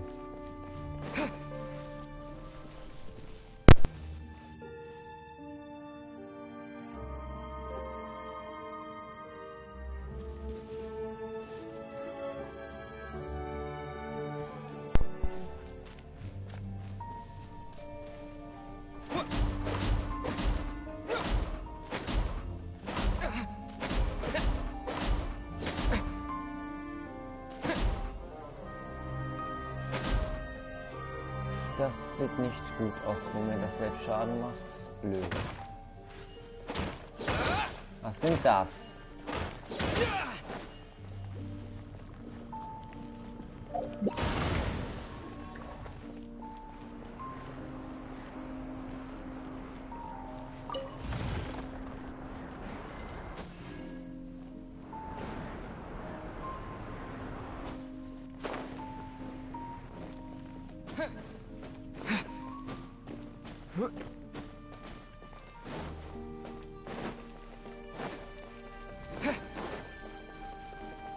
Nee, hier muss ich nicht hin.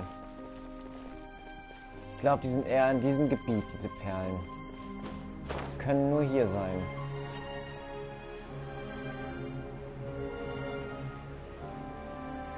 Vielleicht hat das was mit diesen Herausforderungen zu tun. Die sind hier nicht umsonst. Ein Versuch ist es wert. Nee, Healerin brauchen wir nicht. Wir sind der Weltenstufe unten. Eine.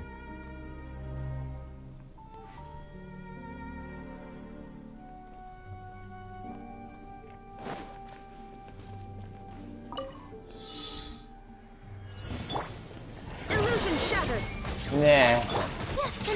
Müssen es unbedingt die sein?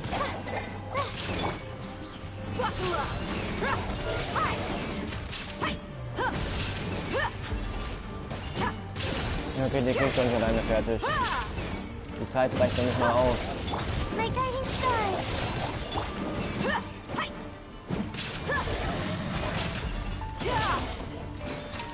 Hätte ich mir vorher überlegen sollen, bevor ich das Ding aktiviert habe. Aber es sagt mir schon aus, dass ich hier die Perlen herkriege. Schaffe ich nicht. Läuft schon ab die Zeit.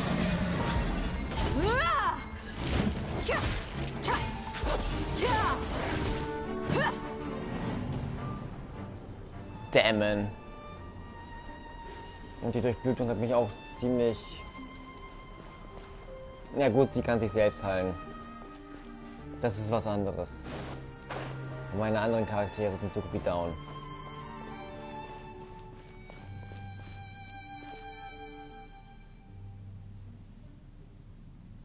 Wo war denn der Abgrundmagier? Da hinten ist eine Herausforderung.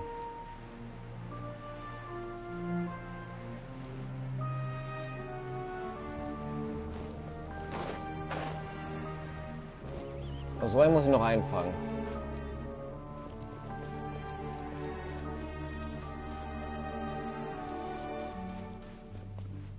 Nee, nicht so einer.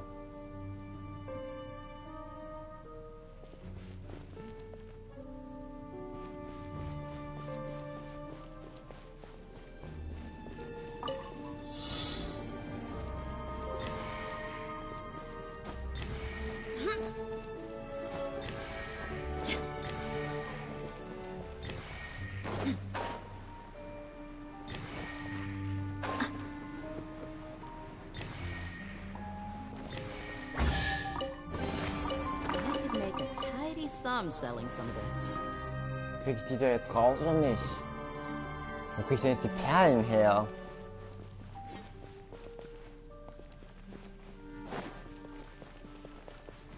Das mir jetzt aber auch jetzt erst auffällt. Ist mir bisher noch nie aufgefallen. Noch gar nicht.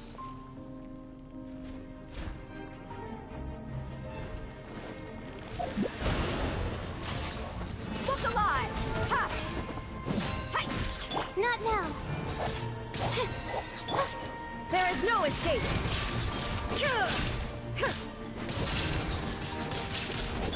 Scatter! My guiding stars. Shine down. Buckle up.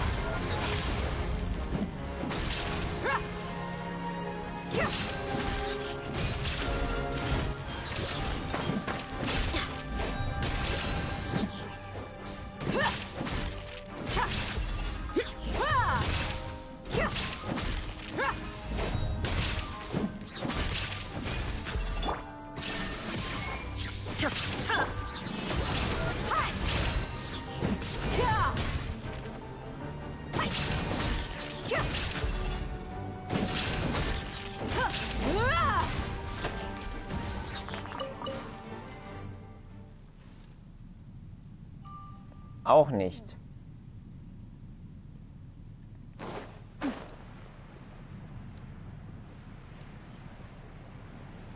Wo kriege ich diese Perlen her?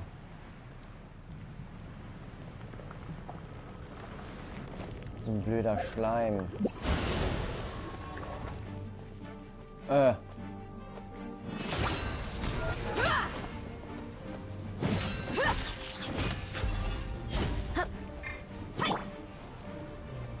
Propagate!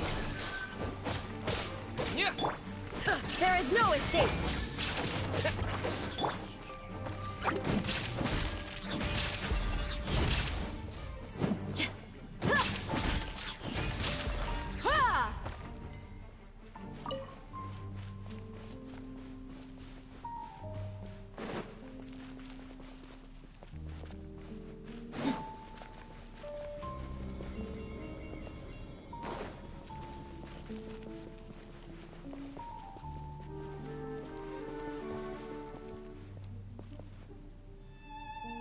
Ich wüsste nicht, wo ich die nächsten herkriegen soll.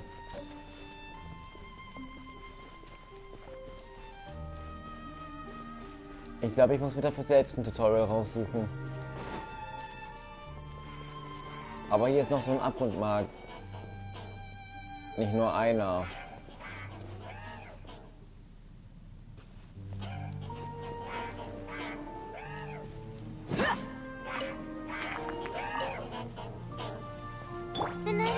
Keine andere Wahl. Torn to oblivion! Illusion shattered! Stars, shine through. Germinate! Let's get it on! Ha! Yeah!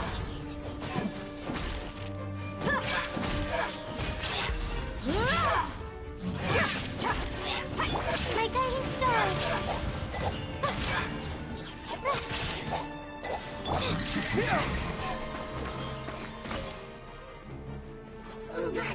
Was? Kommt der denn her? Not now. You're dead meat!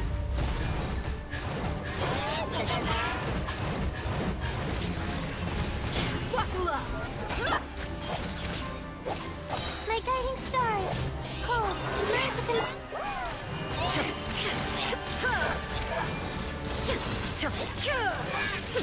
Hier muss es so eine Perle geben.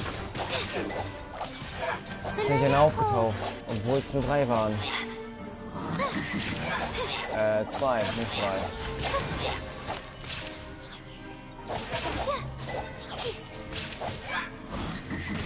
My guiding stars. Shine down!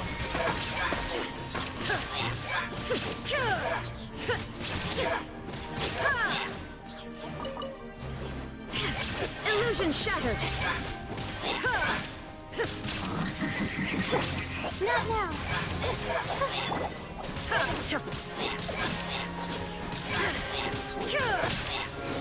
There is no escape!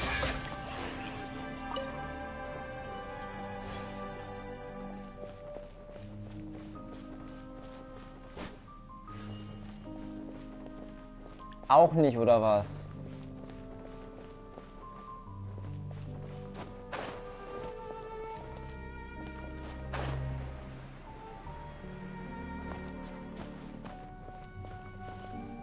Wie kriegt man diese Perlen zusammen?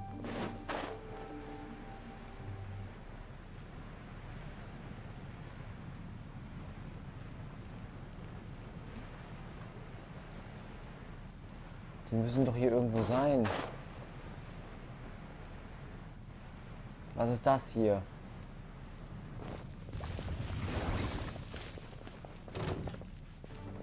Eine Pflanze, auf der ich jetzt keine Lust habe.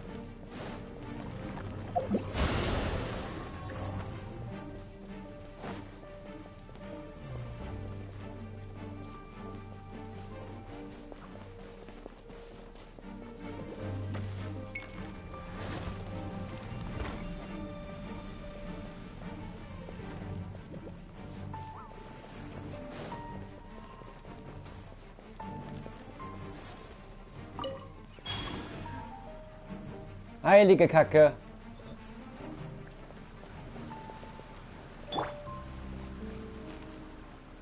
Na gut, die Schrift will ich haben, die ist wichtiger.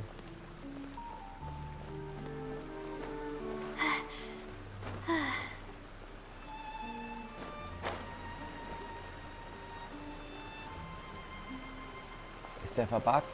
Nee, ist er nicht.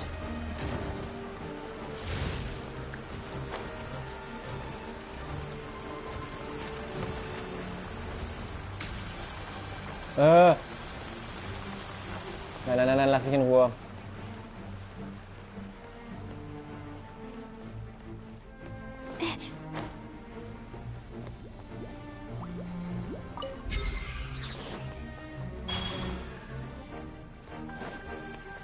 Und nein, in der großen Flucht, wenn man da stirbt, stirbt man da. Man kann sich nicht heilen, außer man hat Essen dabei.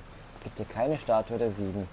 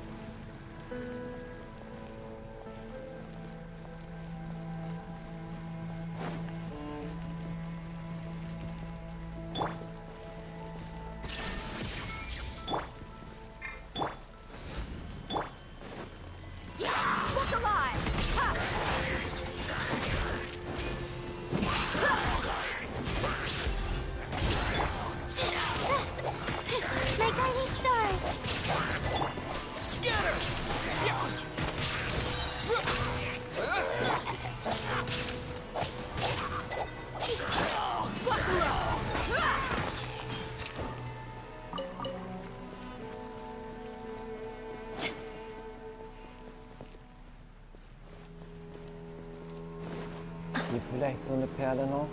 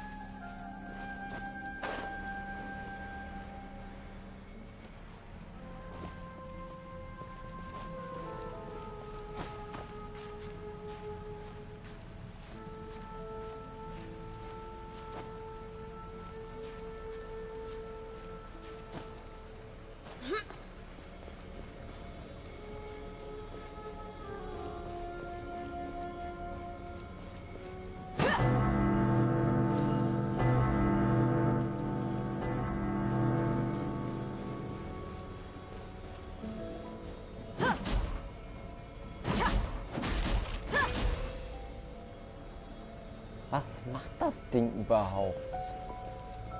Ich muss mal was mit Feuer versuchen. Ja, genau.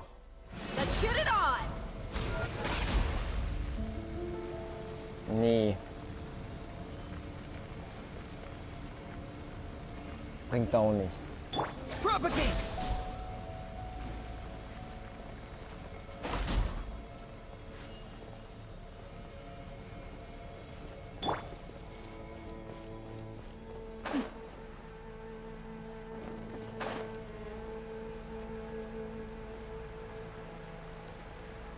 Hier ist noch so eine Schrift.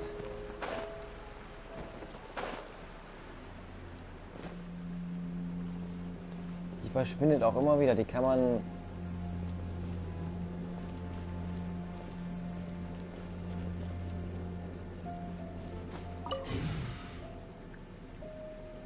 Jetzt habe ich sie.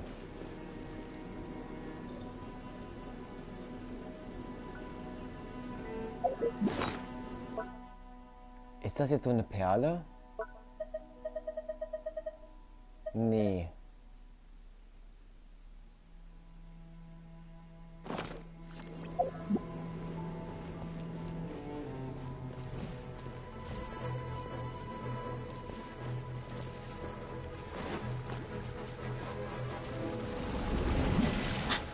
Wow, chill. Entspann dich.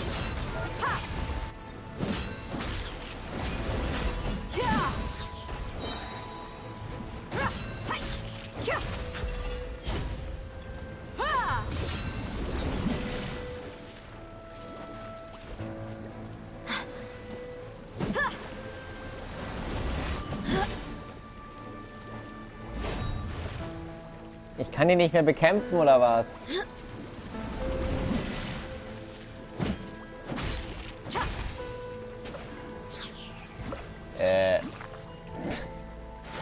Okay. Der Kampf war zu einfach.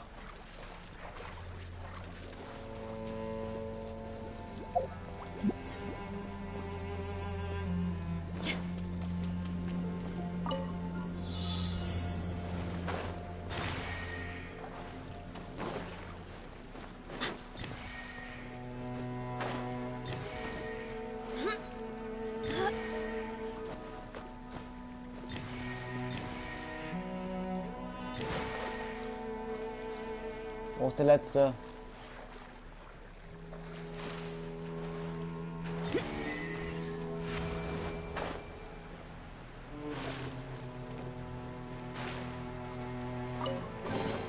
Well, how about that?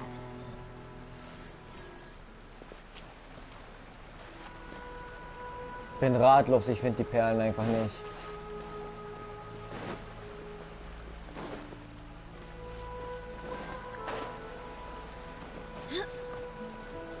Was muss ich denn davon machen?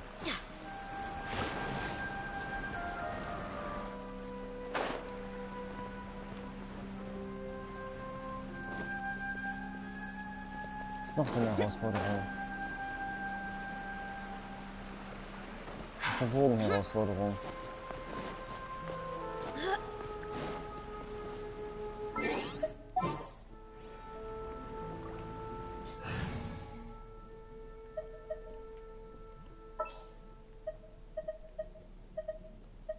Time to begin work?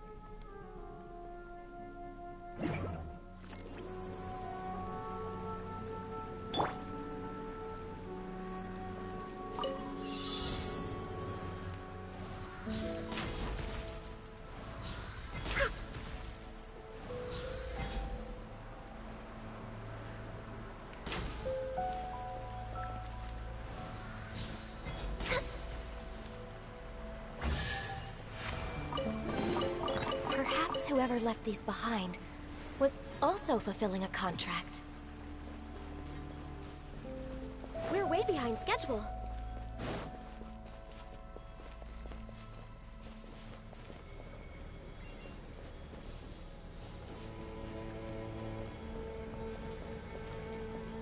Keine Ahnung, wie ich an diesen Perlen drankommen soll. Ich glaube, ich muss mir dazu echt ein eigenes Tutorial reinziehen.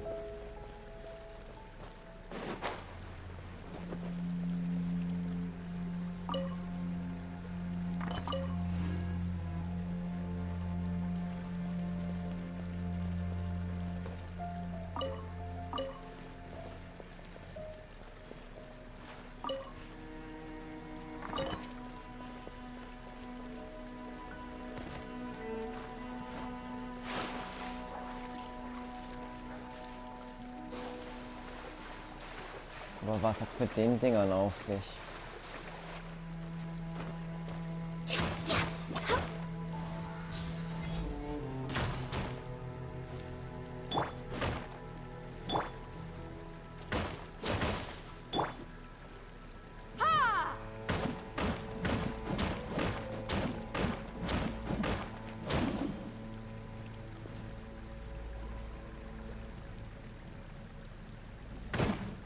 Merkwürdig, dass die überhaupt irgendwas verlieren.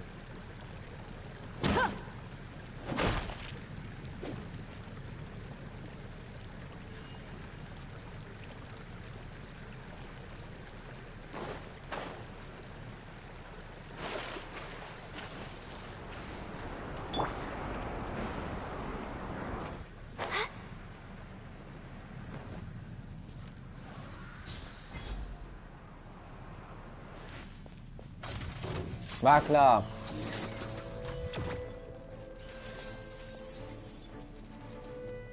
Geht's hier nicht weiter oder was?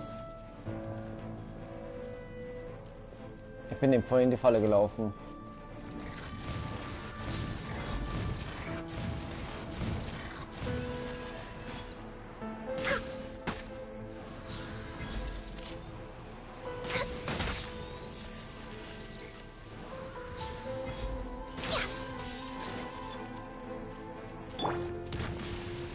Look alive!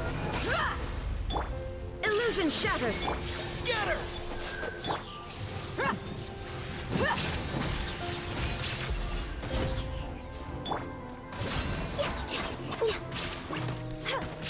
There is no escape!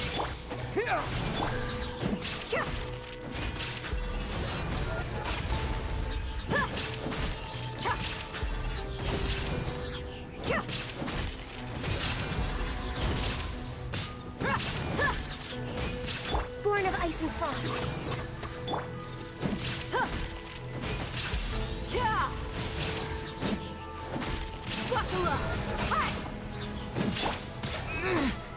Ouch.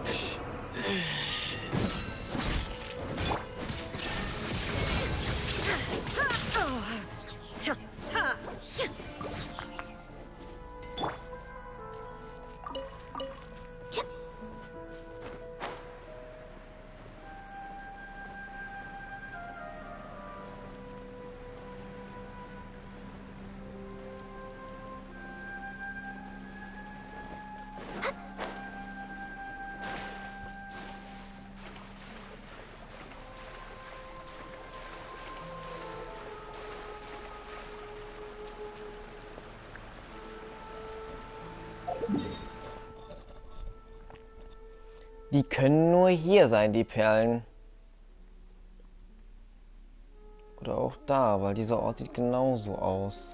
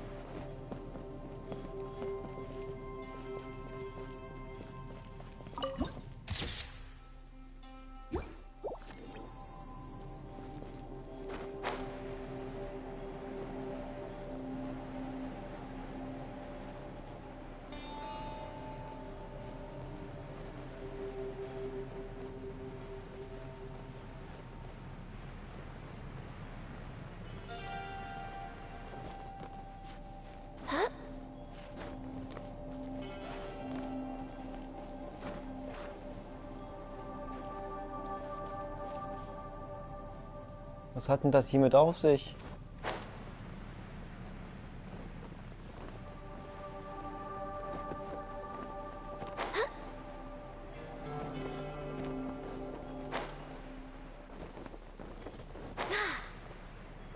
Ich kann mich irgendwie nicht daran erinnern, dass hier ein Loch war.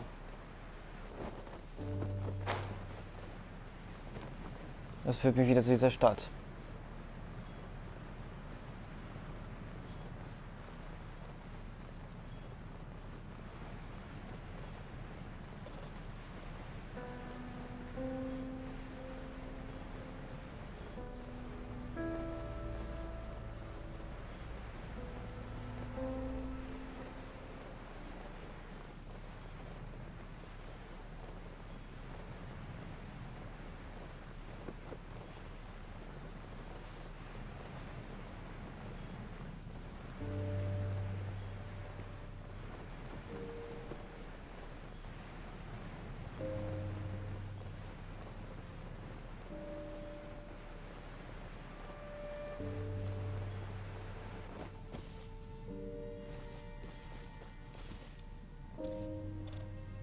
Ja, ich komme ohne ein Informationsvideo nicht weiter. Ich gebe es zu. Ich weiß nicht weiter. Also gut, währenddessen ich mir so ein Informationsvideo ansehe, würde ich Should we sagen... really be off work this early? There is still a lot left to do. Danke fürs Dazwischenreden, Gangyu. Würde ich sagen, sehen wir uns im nächsten Stream wieder. Heute wird es noch einen weiteren geben. Wann, weiß ich noch nicht. Das erfährt ihr auf meinem Discord. Also, macht es gut. Bis dahin. Ciao, ciao.